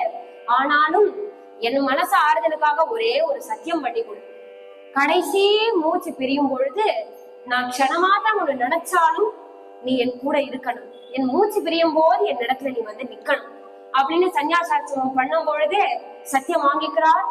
எந்த நிலையில எந்த கிராமத்துல எந்த கோடியில இருந்தாலும் உன் கடைசி மூச்சு பிரியும் பொழுது உன் கை பிடிச்சுட்டு இருப்பேமான சத்தியம் பண்ணி சங்கரர் கொடுத்துட்டு கிளம்புறார். திக்விஜயமா கிளம்புறார். இங்கேருந்து காலடி எங்க இருக்கு, நர்மதா எங்க இருக்கு, நடந்து நடந்து நடந்து நடந்து நர்மதா தீர பர்யந்தம் வரைக்கும் போறார். கோவிந்த பாதர் என்கின்ற குருவை கண்டுகொள்ள, கோவிந்த பாதர்ங்கிறவர் கௌடபாதருடைய சிஷ்ய பரம்பரை. கௌடபாதருடைய சிஷ்யர் கோவிந்த பாதர். கௌடபாதர் யாருன்னு கேட்டா சுக்கரனுடைய சிஷ்யர். அப்ப வியாசருடைய சிஷ்ய பரம்பரை வாழலாம். அப்ப கோவிந்த பாதர் இடத்துல சர்வ சாஸ்திரத்தையும் கத்துக்கிறார். சர்வ சாஸ்திரத்தையும் கத்துண்டு வேதம் உபனிஷத்துக்கு எல்லாத்துக்கும் சூத்திரம் எழுதுறார், வியாக்கியானம் எழுதுறார், பிரம்மசூத்திரத்துக்கு பாஷ்யம் எழுதுறார். எல்லாம் 16 வயசுக்குள்ள, ஏன்னா 16 வயசுன்னு தான் முதலே சொல்றா இல்லையா, 16 வயசுக்குள்ள எல்லாருக்கும் கம்ப்ளீட் பண்ணிவிட்டார். வெறும் பாஷ்யம் மட்டும் எழுதல, வியாக்கியானம் மட்டும் எழுதல, ஊர் ஊரா தன் பாதத்தால நடந்து நடந்து நடந்து நடந்து எங்க கன்னியாகுமரியிலேருந்து ஆரம்பிச்சு காஷ்மீர் வரைக்கும் தன்னுடைய பாதத்தாலேயே நடக்கிறார். அவருடைய பேரே அழகான பேர், பகவத் பாதாள்னு பேர். பிறந்த இடமும் காலடி எல்லாம் சேர்ந்து அமையிறது. காலடினா பாதம். யாருடைய பாதம்? பகவானுடைய பாதம், அந்த குருவனுடைய சரணம். பகவத் பாதால் தன்னுடைய குட்டி பாதத்தாலேயே நடந்து நடந்து நடந்து நடந்து போகும் பொழுதே ஒவ்வொரு மூலியமா ஒவ்வொரு சிஷ்யரும் ஒவ்வொருத்தர் மூலியமா கிடைக்கிறான். சுரேஸ்வராச்சாரியார் என்கின்ற மந்தன மிஸ்ரர் ரொம்ப அதி ஆச்சரியமா கிடைக்கிறார். இப்படியே தன்னுடைய அத்வைத சித்தாந்தத்தை ஒவ்வொரு இடத்துல சித்தாந்தனம் பண்ணணும் தானே போறாரு இல்லையா? அப்ப எல்லாரும் ஏத்துக்கல. ஒருத்தர் சொன்னா ஒருத்தர் ஏத்துட்டு வரா. 10 பேர் இடத்துல நம்ம ஒரு ஒப்பீனியன் சொன்னான்னா ஒருத்தர் சரிம்பா, ஒருத்தர் கூடாதும்பா, ஒருத்தர் இருக்கலாம் வேண்டாம்பா. அப்போ அத்தனை பேரையும் ஒரு மதத்தை, ஒரு பிலீஃப நிலப்பொலைக்கணும், ஒரு பிலீஃப நிலப்பொலைக்கணும்ங்கிறது அவருடைய எண்ணம் கிடையாது. ஆனா தப்பான மார்க்கத்துக்கு போறப்பா இது வேதத்துல சொல்றது படி கிடையாது, வேதத்தை மீறி வேதத்தை மீறி எதுவுமே கிடையாது. அப்ப வேத மார்க்கத்திலேருந்து இதெல்லாம் பண்றதெல்லாம் இந்த வேதத்தோட சாட்சியா பண்ணுவோம் அப்படின்னு தான் எல்லாரையும் அணைச்சுட்டு போறாரு சங்கரன். அப்போ ஒவ்வொருத்தர் இடத்துல அப்படி திக்விஜயம் பண்ணி ஜெயிக்க ஜெயிக்க ஜெயிக்க இப்போ இன்றைய தினம் மகிஷ்மதி என்கின்ற இடத்துக்கு வரா சுரேஸ்வராச்சாரியார் என்று சொல்லக்கூடிய மந்தன மிஸ்ரர். அவரும் அதி ஆச்சரியமா பெரிய வித்வான், பெரிய பண்டிதர். அவருக்கும் இவருக்கும் வாதம் நடக்கிறது. அவர் சொல்றது கரெக்டா, இவர் சொல்றது கரெக்டா? அப்ப யார் கரெக்ட்னு பாப்பா. நம்ம 2 பேருமே வாதம் பண்ணிட்டா ஒரு கன்க்ளூஷன், ஒரு ஜட்ஜின் ஒருத்தர் வேணும் இல்லையா? யார் ஜட்ஜுன்னு கேட்டா அந்த மந்தன மிஸ்ரருடைய பத்னியான சரசவாணி என்கின்றவளையே ஜட்ஜா வைக்கிறார். அந்த சரசவாணிங்கிறவளும் சும்மா கிடையாது, எல்லா ஞானமும் உண்டு. ஏன் அவளை வச்சு நான் பார்சியலா அவருக்கு ஏத்தாப்புல தன்னுடைய பத்திக்கு ஏத்தாப்புல சொல்லிடுவானு கிடையாது. அதான் பாரத பெண்கள்ங்கிறது தர்மத்தின் வழியில இருப்பா. பத்தி சொல்றாங்கிறதுனால சத்தியம்னா சத்தியம், தர்மம்னா தர்மம். அதனால அவளையே ஜட்ஜா வச்சுக்கொண்டு, நீதிபதியா வச்சுக்கொண்டு 7 நாள் அதி ஆச்சரியமான வாதம் நடக்கிறதாம் 2 பேருக்கும். உடனே இப்படி ஒரு கன்க்ளூஷனுக்கு போறதா, அப்படி ஒரு கன்க்ளூஷனுக்கு போறதா, இவர் சொல்றது கரெக்டுங்க மாதிரி தோன்றது, அப்படி ஒவ்வொரு பிரமாணம் எடுத்து எடுத்து எடுத்து கொடுக்க தான் இன்னொன்னு நினைச்சிருந்தா. அதனால 2 பேருக்கும் ஒரு பூமாலைய சாத்தினான். இந்த பூமாலை 7 நாள் கழிச்சு யாரு தேகத்துல அப்படியே அப்படியே ஜில்லுன்னு எப்படி போட்டா மாதிரி வாடாம இருக்கோ அவதான் ஜெயிச்சா. நான் கன்க்ளூஷன் சொல்லிடலாம், அந்த பிரகிருத்தியும் சொல்லணும் இல்லையா? அதனால 7 நாள் கழிச்சு சங்கரருடையது எப்படி 7 நாள் கழிச்சு அப்படியே இன்னைக்கு தொடுத்தது போல இருக்கான். அந்த மாலை ஜெயிச்சுட்டார். ஜெயிச்ச உடனே சாஷ்டாங்கமா நமஸ்காரம் பண்ணார் மந்தன மிஸ்ரர். சுரேஸ்வரர் அப்படின்னு பேர் கொடுத்து பின்னாடியே தன்னுடைய சிஷ்யரா ஏத்துண்டார். அப்படியே போக போக போக சனந்தியாயர் அப்படின்னு இன்னொரு சிஷ்யர், அவர் தான் முதல் சிஷ்யர்னு சொல்லுவார். அந்த சனந்தியாயர் எல்லாத்தையும் கத்துக்கிறார். ரொம்ப பக்தி ஜாஸ்தி குருவின் இடத்துல. அப்போ நினைச்சிருந்தாளா எல்லா ஒருத்தருக்கு ஒரு குழந்தைய பார்த்து நன்னா நடக்கிறதே நினைச்சிருந்தாலே மத்த குழந்தைகளுக்கு எல்லாம் பொறாமையா இருக்கும் இல்லையா? அப்ப கூட ஃபெல்லோமேட்ஸ் கிளாஸ்மேட்ஸ் எல்லாம் பொறாமையா இருந்துச்சு. என்னடா சனத்தை இவ்வளவு நல்லா படிக்கிறானே, இவனுக்கு இவ்வளவு சொல்லி கொடுக்குறாரு அப்படின்னு பொறாமையா இருந்துட்டான். உடனே பொறாமையா இருந்ததுங்கிறத வெளில குருவின் இடத்துல போய் காண்பிப்பா. ஆனா குருக்கு மனசுல என்ன புரிஞ்சிடும், எல்லாத்தையும் தெரிஞ்சுட்டவன். அதனால மனசுல நினைச்சிருந்தா எல்லாருக்கும் அவனுடைய பக்தியை தெரியப்படுத்தணும் அப்படின்னு நினைச்சுட்டு நதியினுடைய அக்கறையில அங்க இருக்கார் சனந்தியர், இக்கரையில சங்கரன் நிக்கிறார். உடனே அவரை கூப்பிட்டு, கண்ணா சனந்தியாயா வா அப்படின்னு கூப்பிட்டாரே. உடனே ஒரே கூப்பிட்டுதான், ஒரே வார்த்தை தான் சொன்னார். கட கட கட கட கடன்னு அப்படியே நடந்து வந்துட்டார். அக்கறையில இருந்து இக்கரைக்கு ஜலமார்க்கமாவே நடந்து வந்துட்டார். அவர் என்ன சித்து புருஷனா? சித்து பண்ணுவாரான்னு கேட்டா சித்தெல்லாம் கிடையாது. என்ன சித்தம்லாம் துச்சம்.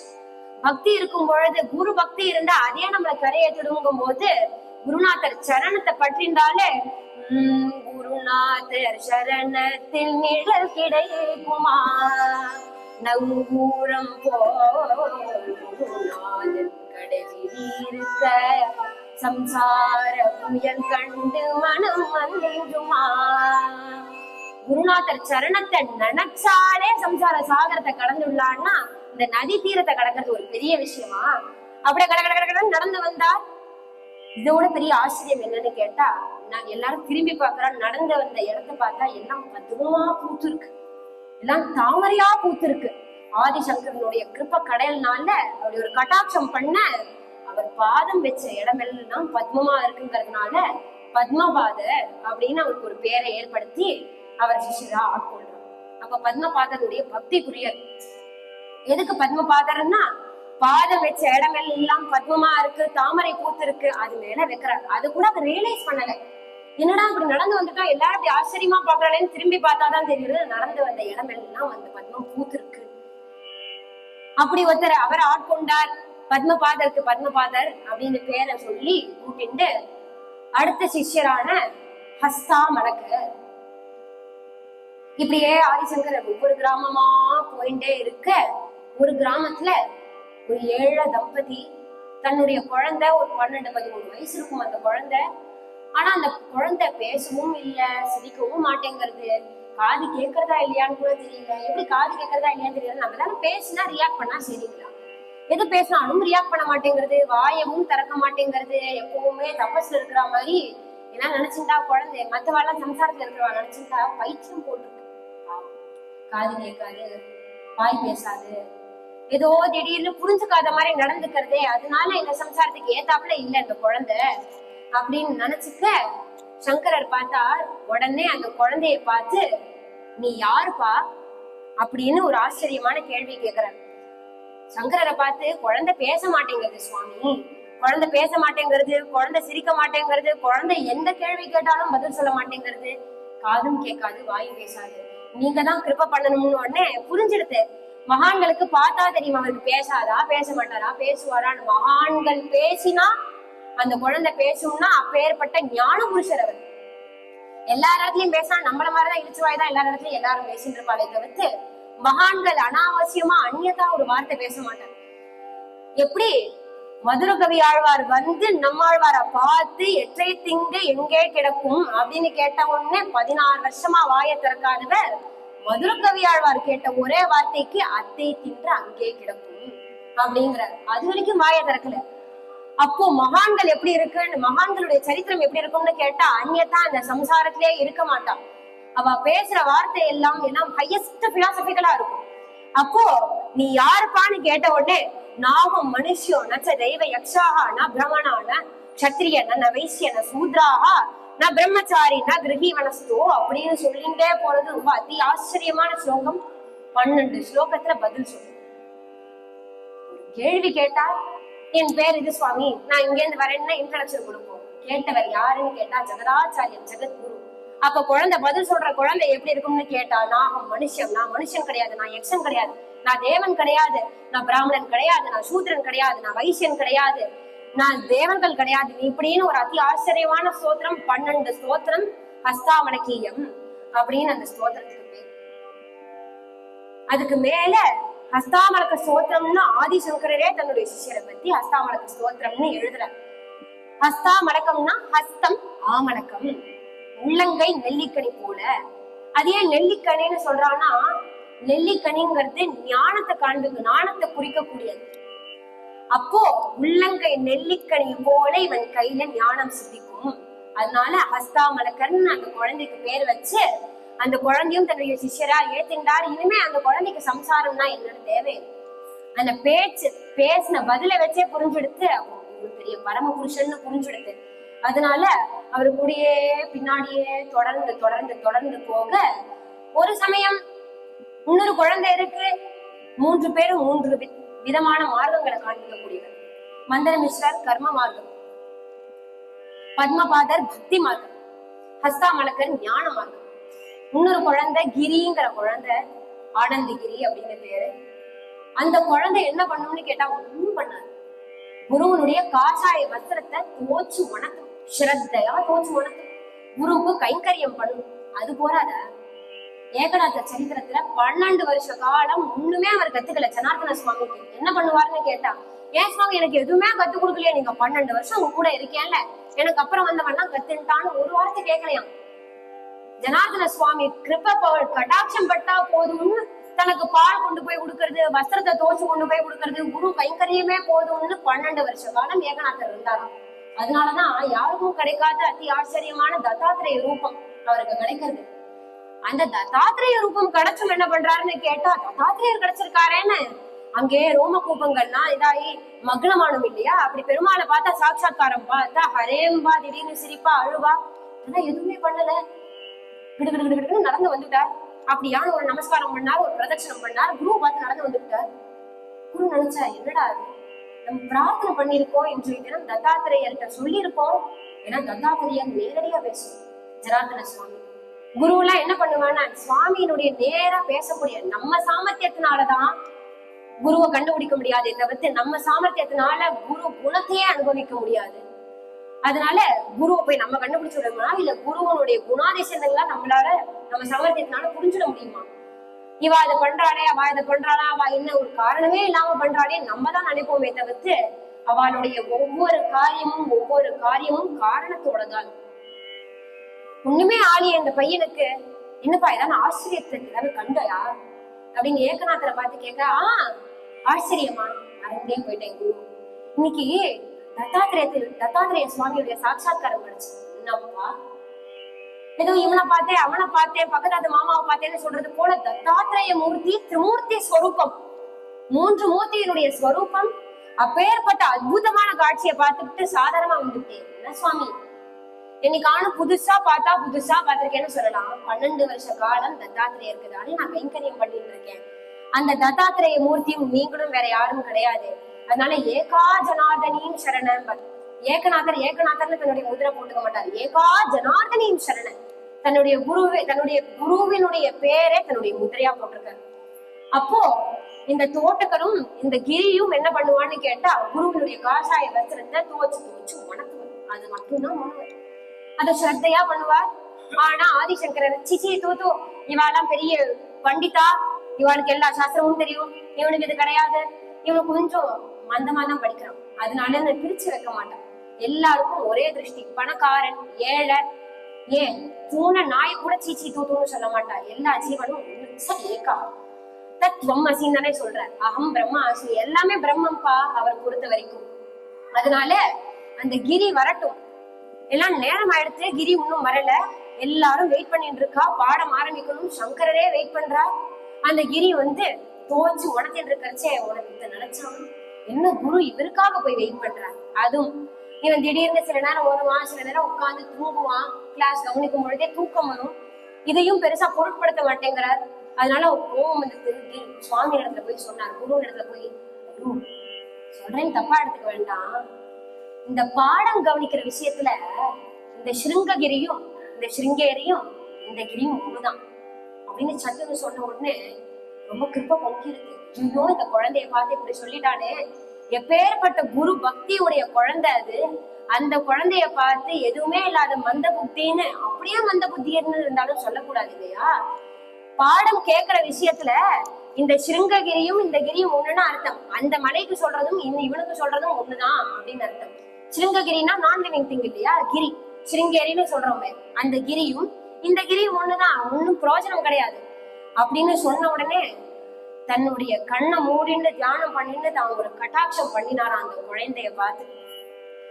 அந்த குழந்தைய பார்த்த உடனே அந்த குழந்தைய அங்கேருந்து குருவை பார்த்துட்டேதான் என்ன விஷயமா இருந்தாலும் பண்ணும். இப்படியே குருவை பார்த்துட்டே அது உணர்த்தும் பொழுது கட்டாட்சம் பட்ட உடனே கட்டாட்சமாதேன பவதி மாணவா, குரு கடாட்ச மாத்ரேன பூர்ணோ பவதி மாணவாஹ ந தனேன ந புத்ரேன ந கிருஹேன ந பந்துவி. குரு கடாட்சத்தினாலதானே ஒருத்தன் பூர்ணனானான். ந கிருஹேன ந தனேன ந பந்துவி, தனத்தினாலேயோ வீடுனாலேயோ தன்னுடைய ஆத்துல இருக்கிற குழந்தைகள்னாலயோ ஒருத்தன் பூரணன் ஆயிடுறதுனால. அப்ப எதனால ஆறான்னா கட்டாட்சம் மாத்திரத்தாலன்னு. அப்படி கட்டாட்சம் பண்ண உடனே விதிதா அகில சாஸ்திர சுதா ஜலதே மகிலோபனிஷத் கதிதா தனிவே கலையே விமலம் भवशंकर देशिकमे शरणं भवशंकर देशिकमे शरणं भवशंकर देशिकमे शरणं करुणाकरुणा लयपालय मां भवसागर दुःखविदूनहृतं रचयाखिल दर्शन तत्त्वविदं भवशंकर देशिकमे शरणं भवशंकर देशिकमे शरणं அப்படின்னு அந்த ஸ்தோத்திரம் பாட அவன் பார்த்த மாத்திரத்துல இவருக்கு அப்படியே ஸ்பான்டனியஸா வந்துடுது, ஸ்புரிக்கிறது வாயிலேந்து. விதிதா கில சாஸ்திர சுதா ஜலதே மகிதோபனிஷத் கதிதா தனிதே ஹிருதயே கலையே விமலம் சரணம் பவ சங்கர தேசிகமே சரணம் அப்படின்னு அந்த சந்தஸ் சொல்ல சொல்ல ஒவ்வொரு ஸ்லோகத்துக்கும் ஒவ்வொரு மீட்டர்னு இருக்கு சம்ஸ்கிருதத்துல.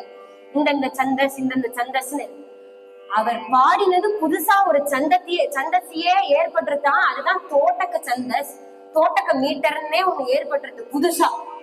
அப்போ இது எதனால வந்ததுன்னு கேட்டா தன் சாஸ்திர ஞானத்தினால இல்ல, குரு கடாட்சத்தினால. பவசங்கர தேசிகமே சரணம் பவசங்கர தேசிகமே சரணம் பவசங்கர தேசிகமே சரணம். அப்பேற்பட்ட அந்த குருவுக்கு சிகமே சரணம் சரணாகதி பண்றா. புரிஞ்சுடு, அப்போ நம்ம பண்ணது தப்புன்னு மத்த வாழ்க்கையெல்லாம் புரிஞ்சுடுத்து. அந்த நேரத்துல இருந்து தோட்டக அஷ்டகம்னு அந்த அஷ்டகத்துக்கு பேர் தோட்டகாச்சாரியன் அப்படின்னு அந்த குழந்தைக்கு பேரு ஏற்படாது. இப்படியே ஒவ்வொருத்தரையா கூட்டிண்டு நிறைய பிரம்மசூத்திரத்துக்கு அதி ஆச்சரியமா வாசியம் பண்றார். உடனே நினைச்சிருந்தாரு வேதவியாசர் தானே எழுதியிருக்காரு பிரம்மசூத்திரத்தை.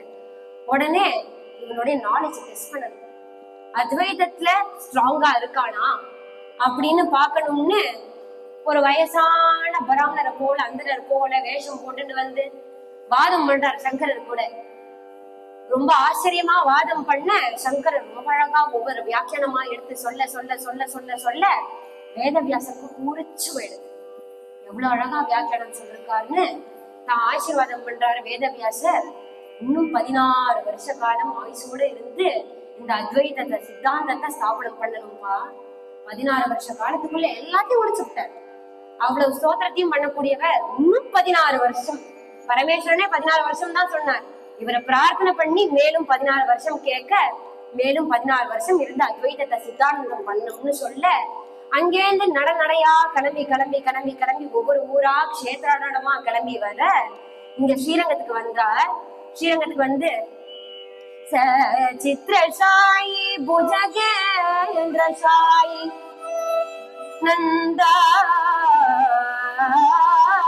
நந்தாங்கசாயி நந்தாங்க கமலாங்கசாயி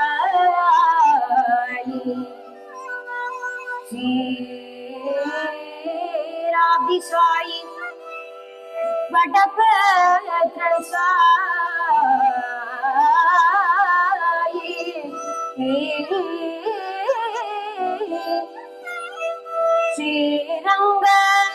ஸ்ரீரங்கசாயி ஸ்ரீரங்கசாயி ஸ்ரீரங்கசாயி ரமதா மனோமே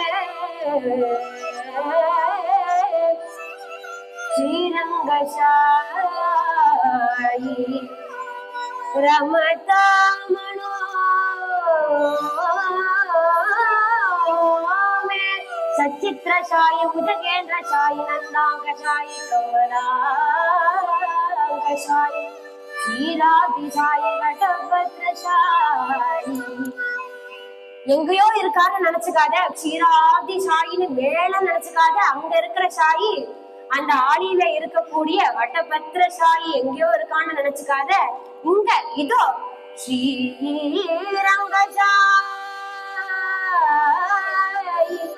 இந்த ஸ்ரீரங்கத்தை தான் வந்து படுத்துட்டு இருக்காருப்பா. அப்பேற்பட்ட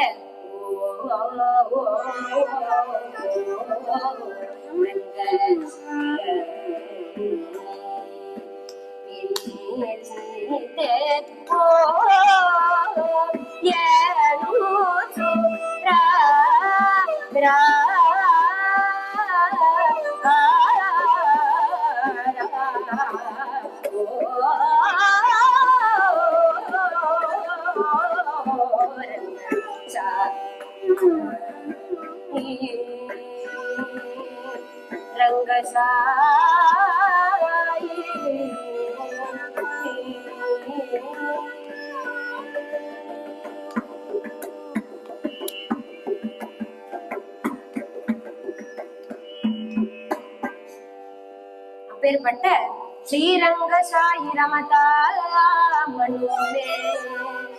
ஸ்ரீரங்கத்துல ரங்கநாதாஷ்டகம் அப்படின்னு அருளி செய்கிறார். 8 அழகான பாசுரம். ஆனந்த ரூபே, நிஜபோத ரூபே, பிரம்மஸ்வரூபே, ஸ்ருதிமூர்த்தி ரூபே, சசாங்க ரூபே, ரமணீய ரூபே, ஸ்ரீரங்க ரூபே, ரமணாவளி. எல்லாமே ஸ்ரீரங்கம் ஸ்ரீரங்கம் ஸ்ரீரங்கம் ஸ்ரீரங்கம்னு. இதம் ஹி ரங்கம் தெஜதாமி ஹாங்கம் புனர்ன சாங்கம் ஏதி சாங்கம் ஏதி அப்படின்னு பாடுறார் பகவத் பாதர். அங்கே இந்த ஸ்ரீரங்கத்திலே 1 கிலோமீட்டர்ல கூட இல்ல இந்த திருவானைக்காவல். திருவானைக்காவலுக்கு வந்தார். அகிலாண்டத்துக்கும் ஈஸ்வரியா இருக்கக்கூடிய அந்த தேவிய பாக்குறார். இவ்வளவு அழகா இருக்கே, ஆனா உக்ரமா இருக்கான்னு தெரிஞ்சுடு. அதனால அந்த தேவிக்கு ஸ்ரீ சக்கர தாடங்கத்தை ஸ்தாபனம் பண்ணி அழகு பாக்குறார். ஸ்ரீ சக்கர தாடத்தை ஸ்தாபனம் பண்ணது மட்டும் இல்லாம உக்ரமா இருக்குன்னு தெரிஞ்சுட்டு, அதனால உக்ரமா எப்பவுமே அம்மா கோபமா இருந்தானா கோபத்தை தணிக்கிறதுக்கு என்ன பண்ணணும்னா குழந்தைய பார்த்து கோபம் தெரிஞ்சிடும் இல்லையா? அதனால தேவியினுடைய சன்னிதானத்துக்கு எழுத்தாப்புல தன்னுடைய குழந்தையான அந்த விநாயகருடைய சந்நிதிய பிரதிஷ்டை பண்றார். இப்பவும் இருக்கு அந்த சந்நிதி. அததான் பின்னாடி அதே பீடத்துல வந்தக்கூடிய மகா பெரியவா அதை புனருத்தாரணம் பண்ணி அந்த ஸ்ரீ தாட்டங்கத்தையும் ஸ்ரீ சக்கரத்தையும் தாட்டங்கத்தையும் மேல திரும்பியும் ஸ்தாபனம் பண்ணினார் அப்படின்னு அவருடைய சரித்திரத்துல வருது.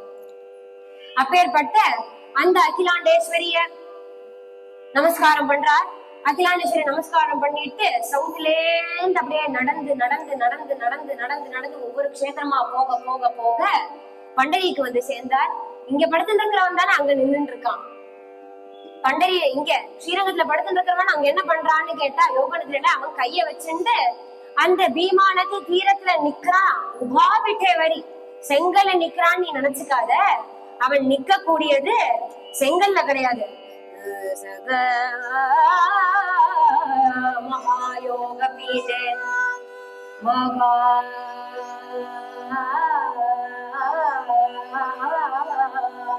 யோக பீடே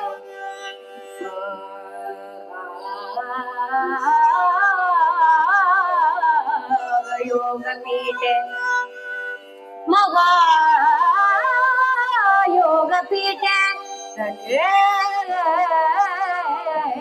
விமரத்யா வரம் புண்டரீகாய தாது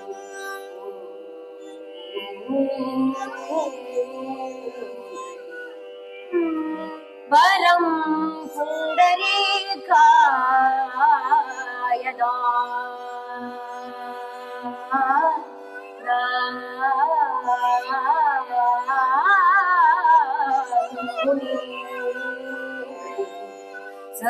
सर्वागत्य तुष्टन्दमानन्दकन्दं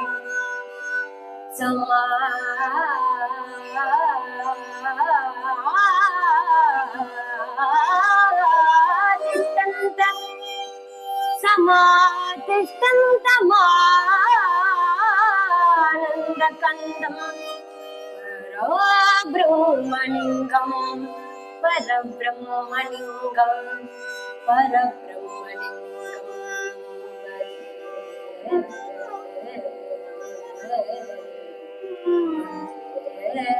पाण्डुरङ्गं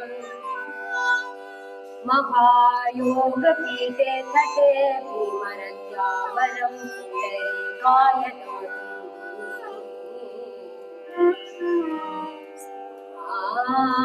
गत्य तिष्ठन्तमानन्दकन्दं परब्रह्मलिङ्गं भजे पाण्डुरङ्गं परब्रह्मलिङ्गं भजे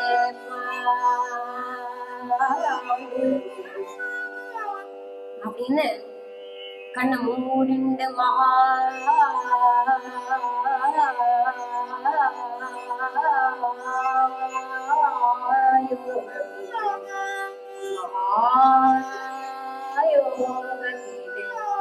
பெரிய யோக பீடத்துல நிக்கிறாராம். நீங்க நினைக்கிறது போல செங்கல் அவன் நிக்கல, யோக கபீதே தடே பீமநத்யாம். பீமா நதி தீரத்துல எதுக்காக வந்திருக்கான்னு கேட்டா, வரம் புண்டரீகாய நாதும் சமாகத்ய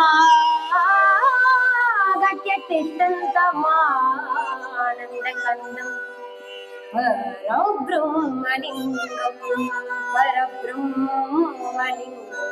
பரபிரம்மலிங்கமான அந்த வஜே பாண்டுரங்கம் மாசே மனோரத பூர்ணகரி தேவா மாசே மனோரத பூர்ணகரி தேவா மாசே மனோரத பூர்ணகரி கேசவா மாதவா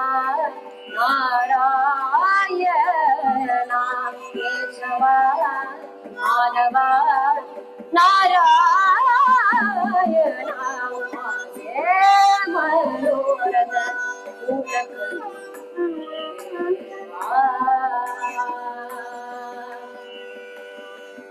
நாகி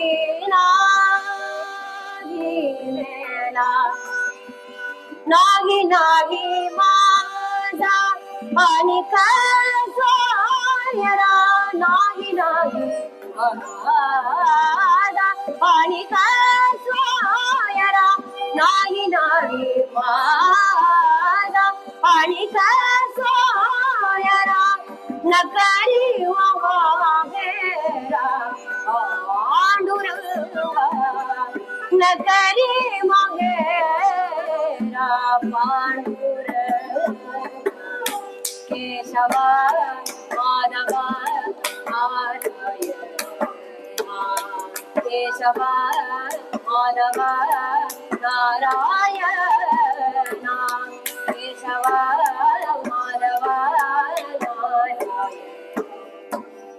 அநாதாசனா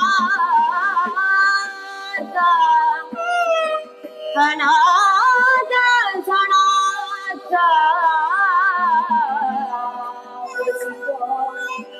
தயா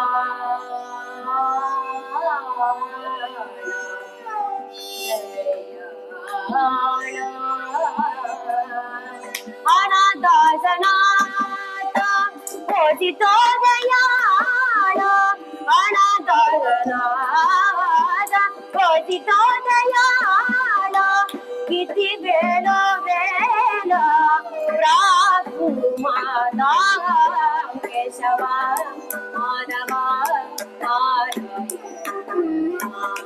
கேசவா மாதவா நாராயணா கேசவா மாதவா நாராயணா கேசவா மாதவா நாராயணா கேசவா மாதவா நாராயணா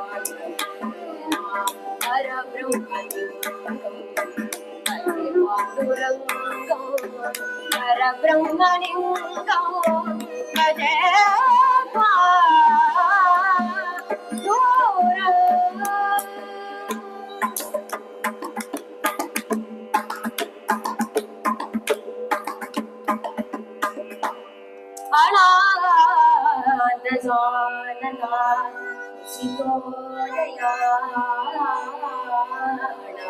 மாசே மனோரத மாசே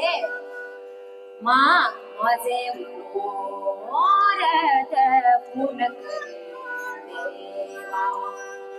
நாமாமணே அப்படிங்கிற நாமதேவரனுடைய அதி ஆச்சரியமான அபங்கம். கேசவா மாதவா வாய் நிறைய கூப்பிடுறாராம். வாய் நிறைய நாமத்தை கூப்பிடுறதுக்காக தானே வச்சிருக்கா. எதுக்கு எல்லா குழந்தைகளுக்கும் நாமத்தை அப்படி வச்சிருக்கான்னு கேட்டா, ஏதான அந்திம காலத்துல நம்மளால பெருமாளுடைய அந்த நாமத்தை சொல்ல முடியுமோ சொல்ல முடியாதோ தெரியாது. அதனால குழந்தைகளுக்கு அப்படி ஒரு நாமத்தை வச்சுட்டா அப்படின்னு என்னன்னு கேட்டா, சத்திரவந்து கடைசியில கரையேறும் பொழுது எல்லாத்துக்கும் கோவிந்தா கோவிந்தா கோவிந்தான்னு சேர்த்துக்கோப்பா அப்படின்னு கரையேறிவிட்டார். அஜாமிலனா சொல்லவே வேண்டாம், ரொம்ப கெட்டவன். இருந்தாலும் தன்னுடைய புத்திரனுக்கு தெரிஞ்சோ தெரியாமலோ நாராயணன் ஒரு வார்த்தையை வச்சா. அந்திம காலத்துல அந்த நாராயணன் நினைச்சாலோ இல்லையோ, இந்த நாராயணன் தன்னுடைய குழந்தைய கூப்பிட்டா இவன் மதிக்க கூட இல்லை. இருந்தாலும் நாராயணன்னு சொன்ன வார்த்தைக்காக கரையேற்றிட்டார். அப்போ கேசவா மாதவா நாராயண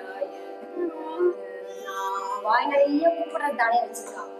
அப்பேற்பட்ட பரபிரம்மலிங்கம் வஜே பாண்டுரங்கம். ஆதிசங்கரர் பாண்டுரங்கார்த்தகம் அப்படிங்கறத அருளி செய்கிறார். முதல்ல அபங்கத்தை யார் அருளி செய்தார் என்று கேட்டா, நாமதேவரா, துக்காராமரா, ஏகநாதரா அப்படின்னு கேட்டா இவர் யாருமே கிடையாது. ஸ்ரீ அண்ணா சொல்லுவார், முதல்ல அபங்கம் அப்படிங்கறத பாண்டரங்கன் மேல ஏற்படுத்தியது நம்ம சங்கரர், நம்ம ஜெகத்குருவான சங்கரர். எப்படி சொல்றேன்னு கேட்டா, அபங்க சந்தஸ் தோட்டக மீட்டர்னு சொன்னோம் இல்லையா, அந்த மாதிரி இது இந்த சந்தஸ்க்கு இந்த மீட்டருக்கு பரபிரம்மலிங்கம் வஜே பாண்டுரங்கம்ங்கிறது அபங்க சந்தஸ்ல இருக்கு. அப்ப முதல்ல ஸ்தோத்திரம் பண்ணாலும் அதை அவருக்கு அவங்கமா சமர்ப்பணம் பண்றார் ஆச்சாரியான். அப்படியே கிளம்பி ஒவ்வொரு இடமா பர்சன்ட் மதத்தையும் திக்விஜயம் பண்ணிட்டு அத்வைதத்தையும் சித்தாந்தம் பண்ணிட்டு நடந்துட்டே வர வர வர வர வர தன்னுடைய அம்மாவுடைய கடைசி அந்திம காலம் வந்துடுத்து. சங்கரா சங்கரா சங்கரான்னு நினைக்க புரிஞ்சுடுத்து. கிராமமா நடந்து போக அங்க மறைஞ்சார். அம்மா நினைக்கிறானோட இங்க தோன்றினார். அம்மாவை பார்த்து, அம்மா உனக்கு என்னம்மா ஆசை? எனக்கு என்னடா ஆசைன்னு கேக்குறேன் சங்கரா, எனக்கு இருந்ததுலாம் ஒரே ஆசை. ஆனா இப்ப இருக்கக்கூடியது ஒரே ஒரு ஆசை. உன்னை சின்ன வயசுல தினமும் தூக்கிண்டு அந்த நதி தீரத்துல இருக்கக்கூடிய கிருஷ்ணன் கோவில்ல திருப்புல தூக்கி வச்சுட்டு போய், இங்க பாரு கிருஷ்ணன், இங்க பாரு கிருஷ்ணன், இந்த கிருஷ்ணன் காண்பிச்சேன் இல்லையா, அந்த கிருஷ்ணனை என் கண்ணுக்கு எதிர்த்தாப்புல நீ இப்ப காமிக்க. இன்னும் இப்படி ஒரு விஷயத்த கேக்குறாளே, கிருஷ்ணனை கண்ணுக்கு எதிர்த்தாப்புல கேக்குறாளேன்னு கேட்டா தன்னுடைய குழந்தையினுடைய மகானுபாவம் மகத்துவம் தெரியும். ஏதோ பக்கத்தாத்து மாமா எழுத்தாத்து மாமாவை கேட்கறது போல கிருஷ்ணனை சாட்சாத்காரம் பார்க்கணும்னு கேட்கறான்னு கேட்டா சங்கரால முடியும். அதனால சங்கரன் இடத்துல போய், நான் உன்னை சின்ன வயசுல கூட்டிண்டு அழைச்சிட்டு போய் அந்த கிருஷ்ணனை காமிச்சேன் இல்லையா, அந்த கிருஷ்ணனை இப்ப எனக்கு காமிக்கணும் அப்படின்னு தன்னுடைய தபசுனால யோகம் பண்ண அந்த கிருஷ்ணன், சாட்சாத் கிருஷ்ணன் சேர்ந்து இருக்கக்கூடிய அந்த கிருஷ்ணனுடைய சாட்சாத்காரம் ஆறது. அம்மாவும் காலகத்தி அடைச்சுட்டா, கண்ணை மூடினா. அப்பேற்பட்ட அம்மாவுக்கு சந்நியாசாசிரமம் வாங்கின்றாலும் அம்மாவுக்கு எல்லாம் பண்ணலாம்னு முதல்ல ஏற்படுத்தினது ஆச்சாரியன், ஜெகத்குருவான சங்கராச்சாரியன். அம்மாங்கிற உறவு எப்படியுமே கிடைக்காது. என்ன கஷ்டப்பட்டாலும் அம்மாங்கிற உறவு கிடைக்காது. அதனாலதான் சந்நியாசாசிரமம் வாங்கின்றாலும் அப்பாவை கூட நமஸ்காரம் பண்ணணும்னு சொல்லாது, அம்மாவை நமஸ்காரம் பண்ணலாம்ங்கிறது சாஸ்திரத்துல இருக்கு. எந்த பந்துக்கள் கூடவும் கனெக்ஷன் இருக்க கூடாது. ஆனா அம்மாங்கிற உறவு அப்படி ஒரு உறவு. அப்போ இங்க இருந்து கிளம்பி அந்த அம்மாவுக்கு தானே சம்ஸ்காரம் பண்றார். சம்ஸ்காரம் பண்ணும் பொழுதே அழுதுண்டே அம்மாவை நினைச்சு ஸ்தோத்திரம் பண்ணிண்டே மாதங்கா பஞ்சகம் அப்படிங்கிற ஒரு அதி ஆச்சரியமான பிரசூதி சமயே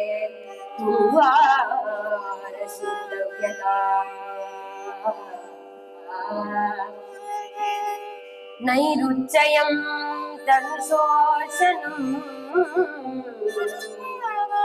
மலமயி சக்யாச்ச சம்பத்சதி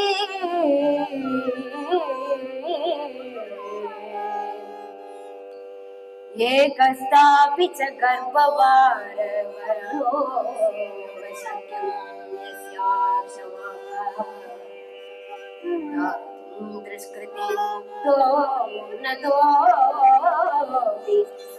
தஸ்யை ஜனன்யே நமஹ தஸ்யை ஜனன்யே நமஹ தஸ்யை ஜனன்யே நமஹ.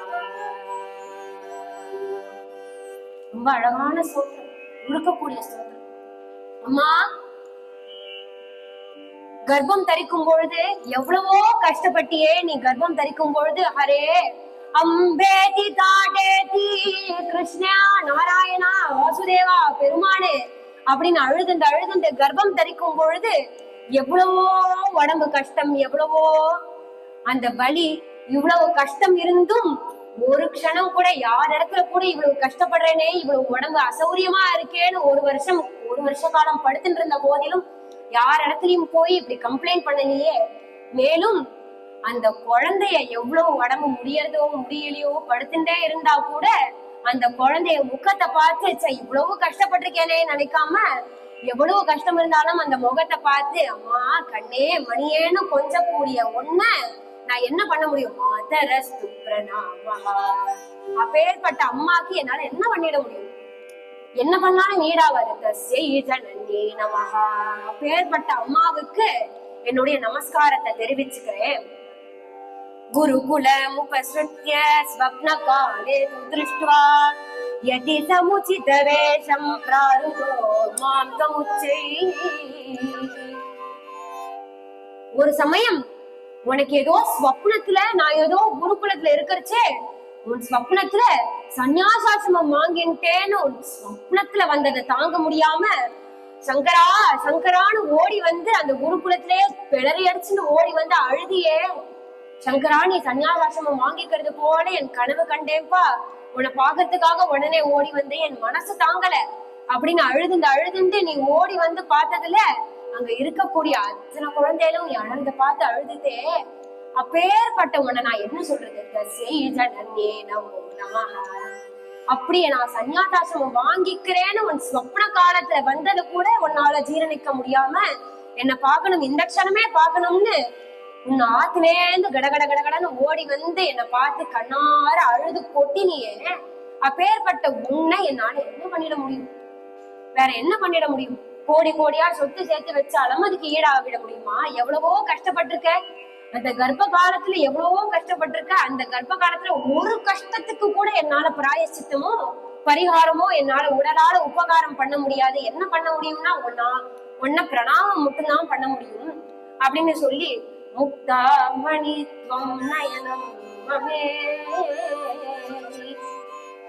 வாயால நீ உன்ன மணியே முத்தே கண்ணே ராஜா பயலே நீ தீர்காயசோட இருக்கணும்டா, நீ எங்க இருந்தாலும் சௌக்கியமா இருக்கணும்னு வாய் நிறைய என்னை கூப்பிட்டு கூப்பிட்டு கூப்பிட்டு கூப்பிட்டு ஆசீர்வாதம் பண்ண உனக்கு நான் என்ன பண்றேன்னு கேட்டா என் கையால வாய்க்கரிசியை எடுத்து போடுறேன்னு. நான் அப்படி ஒரு பாப்பி ஆயிட்டேன்னா நீ பண்ற இவ்வளவு கஷ்டத்துக்கும் நீ உன் வாயால, உன் மனசாலையும் சரி உன் வாயாலையும் சரி எனக்கு எப்பவுமே தீர்க்க ஆயுசு கொடுக்கட்டும், எனக்கு எப்பவுமே நல்லதை கொடுக்கட்டும்னு நினைக்கக்கூடிய உனக்கு என் கையால அந்த வரட்டு வரட்டு வரட்டு இருக்கக்கூடிய அந்த வாய்க்கரிசியை எடுத்து போடுறேனே. என்ன பண்ணுவேன்? இதுக்கு மேல என்னால என்ன பண்ண முடியும்? உனக்கு என்ன பண்ணாலும் என்ன சந்தனக்கட்டையா இருக்கக்கூடிய சந்தனக்கட்டையா வச்சு பாத்துக்க கூடிய ஒண்ணு மேல அந்த நெருப்பு அள்ளி விறகு எடுத்து கொட்டுறேனே. நான் என்ன பண்ணுவேன்? உன் மேல என்னால என்ன பண்ண முடியும்? இதுக்கு மேல எதுவுமே பண்ண முடியாது, நான் எது பண்ணாலும் ஈடாக்க முடியாது. அப்ப என்ன பண்ண என்னால முடிஞ்சது? என்னால முடிஞ்சது கைய குமிச்சோட நமஸ்காரம் மட்டும்தான் பண்ண முடியுமே தவிர்த்து எந்த பிராயச்சித்தமோ எந்த பரிகாரமோ என்னால உனக்கு பண்ணிட முடியாது அப்படின்னு சன்னியாசியால துறவரத்தால கிடைக்கக்கூடிய உறவுதான் அம்மாங்கிற உறவுன்னு காண்பிச்சு கொடுத்தவர் ஜெகதாச்சாரியன் ஜகத்குரு. அதனால தன்னுடைய அந்திம காலத்துல எல்லாத்தையும் செஞ்சு தன்னுடைய சம்ஸ்காரத்தையும் செஞ்சு அங்கிருந்து கிளம்பி காசிக்கும் வரார். மனுஷா மாத்ரு பஞ்சகம்னு இப்பவும் காசியில ஏதாவது சிரார்த்தம் பண்ணணும்னா அம்மாவுக்கு பண்ணணும்னா மட்டும் இதை பாடுவோம். 16 வாட்டி பாடுவோம். ஒவ்வொன்றுத்துக்கும் இந்த மாத்திருக்கா பஞ்சகத்துக்கு அப்படி மத்த ஜனங்களுக்கோ மத்த பந்துகளுக்கோ அப்பாவுக்கு கூட அதை பாட மாட்டான். ஆனா அம்மாங்கிற உறவுக்கு அப்படி ஒரு புனிதமான உறவுங்கிறதுனால மாத்திருக்கா பஞ்சகத்தை பாடி பாடி பாடி பாடி அதை சிரார்த்தம் பண்ணுவாங்க காசியில. இப்பவும் வாரணாசி அது நடக்கிறது. அப்ப அப்பேற்பட்ட அந்த சோதரத்தை மாத்ருகா பஞ்சகம் அப்படிங்கிற சோதரத்தை உருகி உருகி ஆதிசங்கரர் எழுதிண்டே பாடுறார். அப்படி பாடி பாடி அங்கேருந்து கிளம்பி அது பண்ணியாச்சு. மேலும் சித்தாந்தம் தொடங்கியாலுமே அதனால அயோத்திக்கு வரார், பிருந்தாவனத்துக்கு வரார், பூரி ஜெகநாத கஷேத்திரத்துக்கு வரார். பூரி ஜெகநாத்துக்கு வரும்போது அப்ப ரத்தோற்சவம் நடக்கிறது, ரத்த யாத்திரை நடக்கிறதுதான். அப்ப 3 பேரும் ஒரே சமயத்துல பெரிய ரொம்ப அழகா இருப்பா. கண்ணாலேயே அப்படி முழுங்குற மாதிரி பாப்பான் நான் ஜெகநாதன். புரி ஜெகநாதனுக்கு கண்ணு பார்த்தேன்னா உடம்பு முழுக்க கண்ணு ஓட்டம் தான் இருக்கும். அப்படி வெறிக்க வெறிக்க பாப்பான். 3 பேருக்கும் ஒவ்வொரு ரத்தம். ஆனா சங்கரருக்கு மட்டும் ஒரு காட்சி தெரியறதான். ஜெகநாதனுடைய ரத்தத்துல ராதை இறுக்கி கட்டிண்டு வராளாம் ஜெகநாதனு. ராதை ஏதோ புராணத்திலயும் இல்ல, சாஸ்திரத்திலயும் இல்ல, எதுலயும் இல்லன்னு சொல்றோமே. சங்கரர் அவருடைய ஜெகநாத ஸ்தலத்துல எழுதியிருக்க. ஜெகநாதன் மேல ஸ்தோத்திரம் பண்ணும் பொழுது ராதை கட்டிண்டு வரா ஜெகநாதனை. ஜெகநாதத்துக்கு பெருமை தாங்கலையா, ராதை கட்டிண்டு வரான்னு. ஆஹா, இந்த ரத்தத்துல வர்றதே சௌக்கியமா இருக்குன்னா ராதை கட்டிக்கிறது இன்னும் சௌக்கியமா இருக்கேன்னு சந்தோஷப்பட்டு இன்னும் வெறிக்க பார்த்துட்டு வரானா அந்த ஜெகநாதன். அப்படிங்கிற ஜெகநாதனை ஸ்தோத்திரம் பண்றார். அங்கேருந்து கிளம்பி பிருந்தாவனத்துக்கு வரார், அயோத்திக்கு வரார். பிருந்தாவனத்துல வந்தா அந்த யமுனா தீரத்துல தான் ஒரு ஸ்நானம் பண்ணிட்டு எழுந்துக்கும் பொழுதே ஏதோ குங்கும குழம்பா போயிட்டே இருக்கான். அடாடா, ஏதோ ஸ்திரீ ஸ்நானம் பண்றா போலுக்குன்னு ஆச்சாரியால் நினைச்சிருந்து உடனே எழுந்துக்கலான்னு இப்படி திரும்பும் பொழுது பார்த்தா அங்க ராதை குளிச்சுட்டு இருக்கா. ராதை பார்த்து விளையாடிட்டு இருக்காளாம், ஜலக்கிரீடை பண்ணிட்டு இருக்காளாம். ராதை ஒரு கட்டாட்சம் பண்ணி சங்கரரை பார்த்து நான் தான்ப்பா இருக்கேன் இங்கன்னு சாட்சாத்காரம் காண்பிக்கிறா ராதை. அப்படியே கொஞ்ச நேரமாக திருப்பியும் ஸ்நானம் பண்ணிட்டு எழுந்துக்கலான்னு பார்க்கும் பொழுது செண்பகப்பூ அப்படியே ரோம கூப்பங்களோட அந்த கேசர் பாசங்கள் தழுவி, அதாவது சூடி கலந்தது போல செண்பகப்பூ வர்றது.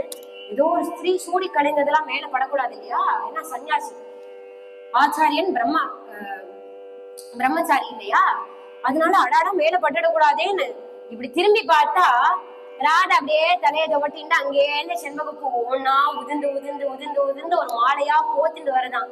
ராதை பார்த்து என்னுடைய பிரசாதம் தான் சங்கரா உனக்கு அப்படின்னு. நமக்கு மட்டும் தான் இப்படி ஒரு காட்சி தெரியாதா?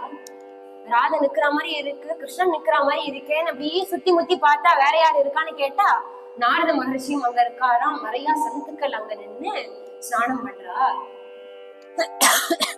அப்படின்னு ஒவ்வொரு சரித்திரத்துல அப்படியே வர வர வர வர ஒவ்வொரு இடத்துலயும் மௌனத்தை ஸ்தாபனம் பண்ணி ஒரு சமயம் இப்படியே போயிட்டு இருக்கறச்சே ஒரு காடு வழியா போயிட்டு இருக்கறச்சே காப்பாளிக்கர்கள் அப்படின்னு ஒருத்தங்க இருந்தா. காப்பாளிக்கர்னா அந்த நரபலி கொடுக்குறவா. எல்லாருக்கும் நரபலியை கொடுத்து கொடுத்து சுவாமிக்கு அர்ப்பணம் பண்ணவர். நரபலியை கொடுத்தா தான் நன்னா இருப்பா, சௌக்கியமா இருப்பா, பரலோகத்துல சௌக்கியமா இருப்பான்னு நினைப்பா வாழ்க்கை. அதனால ஆதிசங்கரர் வேற சரீரம் வேற ஆத்மா வேறன்னு சொல்லிவிட்டாரா. உடனே நினைச்சா ஆதிசங்கரர் கூப்பிட்டார், வாப்பா சரீரம் வேற ஆத்மா வேற தானே, பெரிய மகானுபாவர் தான் நீர், சொல்றதெல்லாம் சொல்லிவிட்டீர். அதனால நீங்க என்ன பண்ணுங்க, நீங்க சொன்ன சித்தாந்தத்தை நீங்க முதல்ல கடைபிடிங்கிறதுனால நான் இங்க தேவிக்கும் பரமேஸ்வரனுக்கும் எல்லாருக்கும் சேர்த்து கால பைரவனுக்கு நான் நரபலி கொடுக்கலான் இருக்கேன். அதுக்கு ஒரு நல்ல ஆத்மாவுடைய சரீரத்தை கொடுத்தாதான் அவனுக்கே தெரியறது அவன் நல்ல ஆத்மா இல்லை, நல்ல மனுஷன் இல்லைன்னு. அதனால சங்கரரை பார்த்து நல்ல மனுஷனை தான் கொடுக்கணும். அதனால உங்க தேகமும் அப்படி ஒரு ஸ்பட்டிகமான தேகம், நீங்களும் ரொம்ப நல்லவர் தான் இல்லன்னு சொல்லல. அதனால நீங்க உங்க சரீரத்தை கொடுங்க, உங்களுக்கு ஆத்மா வேற சரீரம் வேற தானே அப்படின்னு ஒண்ணு சொல்ல மாட்டாராம். என் சரீரத்தை கொடுப்பேன்னா நான் சித்தாந்தம் எப்படி பண்ணுவேன் அப்படின்னு கேட்பாரு. நினைச்சா அவ்வளவுதானேப்பா, சரீரம் எடுத்துக்கோ, ஆத்மா வேற சரீரம் வேறதான், நான் சொல்றது சத்தியம் அப்படின்னு தான் தியானம் பண்ணிட்டு எடுத்துக்கோப்பான உட்கார்ந்து தியானம் பண்றார்.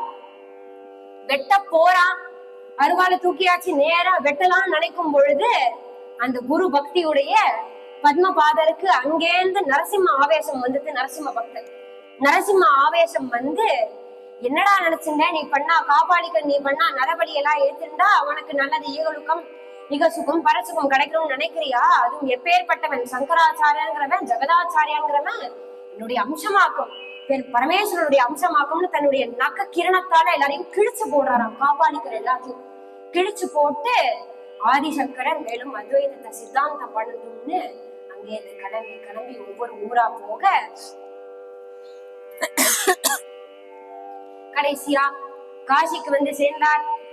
காசிக்கு கங்கா கங்கேதி இது புருயாதுன்னு கங்காதரன் மேல எவ்வளவு மரியாதையோ எவ்வளவு பக்தியோ, அந்த கங்கா பத்தி மேல எவ்வளவு பக்தியோ அதே பக்தி அந்த கங்கை மேலையும் ஆதிசங்கருக்கு. அதனால கங்காஷ்டகம் அப்படிங்கறத 2 கங்காஷ்டகம் உண்டு. ஐயாவாலும் அருளி செய்திருக்கா. அப்பேற்பட்ட கங்காஷ்டகத்தையும் அருளி செய்து அங்கே இருந்து காசி விஸ்வநாதர் தரிசனம் பண்ணலாம்னு போகும் பொழுதே ஒருத்தன் நிக்கிறான், நீச்சல் நடுவுல நிக்கிறான். போற வழியில 4 நாய்களை குடிச்சுண்டு அப்படியே நடு வழிய மறைச்சு நிக்கிறான். உடனே சிஷ்யாலாம் பார்த்தா, நகரு நகரு ஆச்சாரியர் நகரு நகரு அப்படின்னு ஒண்ணு. எதை நகர சொல்ற? அந்த நீச்சல் பார்த்து கேட்கறான், யார நகர சொல்ற, எதை நகர சொல்ற? நகருன்னு சொன்னியே, சரீரத்தை சொன்னியா இல்ல ஆத்மாவை சொன்னியா? உன் வழிக்கே வர. சரீரம்னா சரீரம்ங்கிறது என்னோடதும் பாஞ்ச பௌத்திகமான சரீரம் தான், என்னோடதும் ரத்த மத்தி மாம்சம் எல்லாம் சேர்ந்த சரீரம் தான். உன் சரீரமும் அதேதான், உன்னுடைய ஸ்வர்ணத்தால ஒண்ணும் ஆலையே. உன் சரீரமும் அதா ரத்த மத்தி மாம்சத்தோட தான் சேர்ந்திருக்கு. பிராமணன் சூத்ரன் வைசியன் எல்லாருக்கும் ஒரே சரீரம் தான். சத்திரியன், நீ பிராமணனா இருக்கிறதுனால 2 கிலோ ஏறிட முடியாது, சத்திரியனா இருக்கிறதுனால 2 கிலோ இறங்கிட முடியாது, இல்ல ஸ்பட்டிக்கத்தினால போத்த சரீரமும் கிடையாது. எல்லாருக்கும் ஒரே சரீரம். அப்ப சரீரத்துக்கு தீட்டு கிடையாது. உன் சரீரமும் ஒண்ணுதான், என் சரீரமும் ஒண்ணுதான். அப்ப ஆத்மாவை நகர சொல்றியான்னு கேட்டா, உன் ஆத்மா வேற இல்ல, என் ஆத்மாவும் வேற இல்ல. உன் சித்தாந்தம் படியே வர அகம் பிரம்மா அசி, அகம் பிரம்மா அஸ்மி தத்வம் அசி. அதனால எல்லாமே பிரம்மம். இந்த உலகத்துல இருக்கக்கூடிய எல்லாமே ஒரே பிரம்மம், எல்லாமே ஆத்மாதான். ஆத்மாக்கு என்னைக்குமே தீட்டு கிடையாது. அப்ப யார நகர சொல்ற அப்படின்னு ஒரு கேள்வி கேட்ட உடனே சங்கரருக்கு புரிஞ்சு, வந்தது யாரோ ஒருத்தர் கிடையாது, வந்தது சாட்சாத் பரமேஸ்வரன்னு சங்கரர் அப்படியே நிக்கச்சேவே அவருக்கு நமஸ்காரம் பண்ண தன்னுடைய உண்மையான ஸ்வரூபத்தை காண்பிச்சார். பரமேஸ்வரன் 4 நாய்களும் 4 வேதங்களாக மாறித்து தன் கையிலேயே மனிஷா பஞ்சகம் அப்படின்னு ஒரு அதி ஆச்சரியமான ஸ்தோத்திரத்தை ஏற்படுத்தி அங்கேருந்து கங்காஷ்டகத்தையும் ஏற்படுத்தி கிளம்பி கிளம்பி கிளம்பி கிளம்பி கடைசியா கைலாசத்துக்கு போகிறதுக்கு முன்னாடி கேதாரத்துக்கு வந்தார். நிறைய இடத்தை ஸ்தாபனம் பண்ணியிருக்காரு. நிறைய அவருடைய ஒர்க்ஸ 1.5 மணி நேரத்துக்கு சொல்லி முடிக்க முடியாது. ஒர்க்ஸ் என்னென்ன பண்ணாங்கிறத சொல்லி முடிக்க முடியாது. சிவானந்த லகரியா இருக்கட்டும், சுந்தர லகரியா இருக்கட்டும், இப்படி அஷ்டகம்னு எடுத்திருந்தாலே அச்சுதாஷ்டகம், கிருஷ்ணாஷ்டகம், பாண்டரங்காஷ்டகம், ரங்கநாத அஷ்டகம், நிறைய அஷ்டகம் தனியா போகும். சோத்திரம்னா சோத்திரம் தனியா போகும். விவேக சூடாமணி தனியா போகும். பிரபோத சுதாகாரம் போகும். பிரஷ்னோத்தர ரத்தமாலிகா போகும். பிரம்மசூத்திர பாஷ்யம் போகும். உபனிஷத்துக்கு பாஷ்யம் போகும். எதை எடுத்திருந்தாலும் பாஷ்யம் போக போக போக அப்படியே போக போக இன்னும் கடல் மாறி போயிட்டே இருக்கு அவரோட ஒர்க். இதெல்லாம் சாதிச்சது 32 வயசுக்குள்ள. அப்போ சிஷ்யாலாம் கேட்டுண்டா, குரு இதெல்லாம் கொடுத்திருக்கேன், ஆனா எல்லாரும் இந்த லோகத்துல இருக்கிறவ எல்லாரும் கரை ஏறதுக்கு ஒரே ஒரு உபாயம் நீங்க கொடுக்கணுமே. எதை பண்ணா இந்த லோகத்துல கரை ஏறலாம், சம்சாரத்துல இருந்து கரை ஏறலாம்னு கேட்ட உடனே அவர் நினைச்சுண்டா, லோகத்துல கரை ஏறணும், இந்த கலியுகத்துல கரை ஏறணும்னா ஒண்ணும் கிடையாது. நகி நகி ரக்ஷதி டுக்ரும் கரணே, நீ என்ன படிச்சாலும் உன் கூட வராது. அதனால பஜ கோவிந்தம் பஜ கோவிந்தம் கோவிந்தம் பஜ கூடமதே பஜ கோவிந்தம் பஜ கோவிந்தம் கோவிந்தம் பஜ கூடமதே सम्प्राप्ते सन्निहिते काले सम्प्राप्ते सन्निहिते काले नहि नहि रक्षति दुःखकरणे नहि नहि रक्षति दुःखकरणे भज गोविन्दं भज गोविन्दं गोविन्दं भज मूढमते भज गोविन्दं भज गोविन्दं गोविन्दं भज मूढमते गोविन्दं भज मूढमते गोविन्दं भज मूढमते.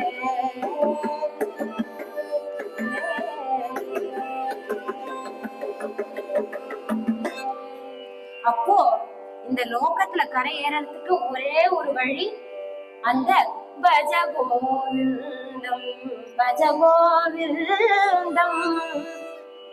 இவ்வளவு சாஸ்திரத்தையும் எழுதினவர், இவ்வளவு சாஸ்திரத்துக்கும் பாஷ்யம் எழுதினவர், கடைசியா நம்ம எல்லாம் கரையேறதுக்கு ஒரே ஒரு வழினா பஜ கோவிந்தம் பஜ கோவிந்தம். ஜகத்குருவா இருந்துட்டும் கோவிந்தனை பஜம் பண்ணுப்பா. பஜி வாயால அவனை நினைச்சு ஒரு நாமம் சொன்னா கூட உன்னை கரையேற்றிடும் அப்படின்னு. புனரபி ஜனனம் புனரபி மரணம் புனரபி ஜனனி ஜடரே சயனம். புனரப்பி சரணம் புனரப்பி மரணம். பிறக்கிறது இறக்கிறது பிறக்கிறது இழக்கிறது இதெல்லாம் ரூப் தான். அப்போ அவன் அடையணும், அந்த பிளிஸ் அடையணும் அப்படின்னு கேட்டா அது களவு கல்மஷ சித்தானா பாபத்திய திரவியோப ஜீவினா அப்படின்னு நாம சங்கீர்த்தனம் மட்டும் பண்ணாலே கரையேறினான் அப்படின்னு அந்த சங்கர விஜயத்துல ஏதோ ஒரு சாகரத்துல திவிழ தெளிச்சது போல 1.5 மணி நேரத்துல 2 மணி நேரத்துல எவ்வளவு யதாவகாசம் அடியேனால எவ்வளவு சொல்ல முடிஞ்சதோ அவ்வளவு சொல்லியிருக்கேன். ஏதான விழை இருந்தா அடியனை சொல்லிச்சுக்கணும்னு கேட்டுண்டு மேலும் மேலும் எல்லாருக்கும் குரு பக்தியும் பகவத் பக்தியும் பாத்திரமாகட்டும்னு பிரார்த்தனை பண்ணி முடிக்கணும். குரு மாதா குரு பிதா குரு அமுஜித் தேவதா. குரு மாதா குரு பிதா குரு அமுஜித் தேவதா. குரு மாதா குரு பிதா குரு அமுஜித் தேவதா. காய வாசா நிமனா गुरु चरणीयर्पण एक जनार्दनी शरण. गुरु एक जनार्दन गुरु एक जनार्दन. गुरु अमुजी कुलदेवता. गुरु माता गुरु पिता गुरु अमुजी कुलदेवता. गुरु अमुजी कुलदेवता. गुरु अमुजी कुलदेवता.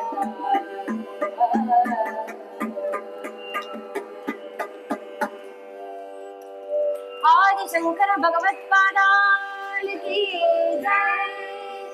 गोपिका जीवन स्मरणं गोविंदा गोविंदा. அடியனுக்கு இப்படி ஒரு சுபதினத்துல பெரியவாளுடைய பால பெரியவாளுடைய பீட்டாரோகண நாள் இன்றைய தினம் அவிட்ட நட்சத்திரம். மேலும் தெய்வத்தின் குரலையும் ஸ்ரீ வைஷ்ணவ சங்கீத என்கின்ற கிரந்தத்தான் பேசா வச்சிருந்து ஆதிசங்கர விஜயம் சொன்னோம். 3 குருவையும் சேர்த்து சங்கர விஜயம் சொல்றதுக்கு அடியேனுக்கு அது இந்த இடத்துல சொல்லக்கூடிய பாக்கியம் அவ்வளோ பாக்கியம்னு சொல்லிட்டு வாய்ப்பு கொடுத்து நன்றி சொல்லுவேன்.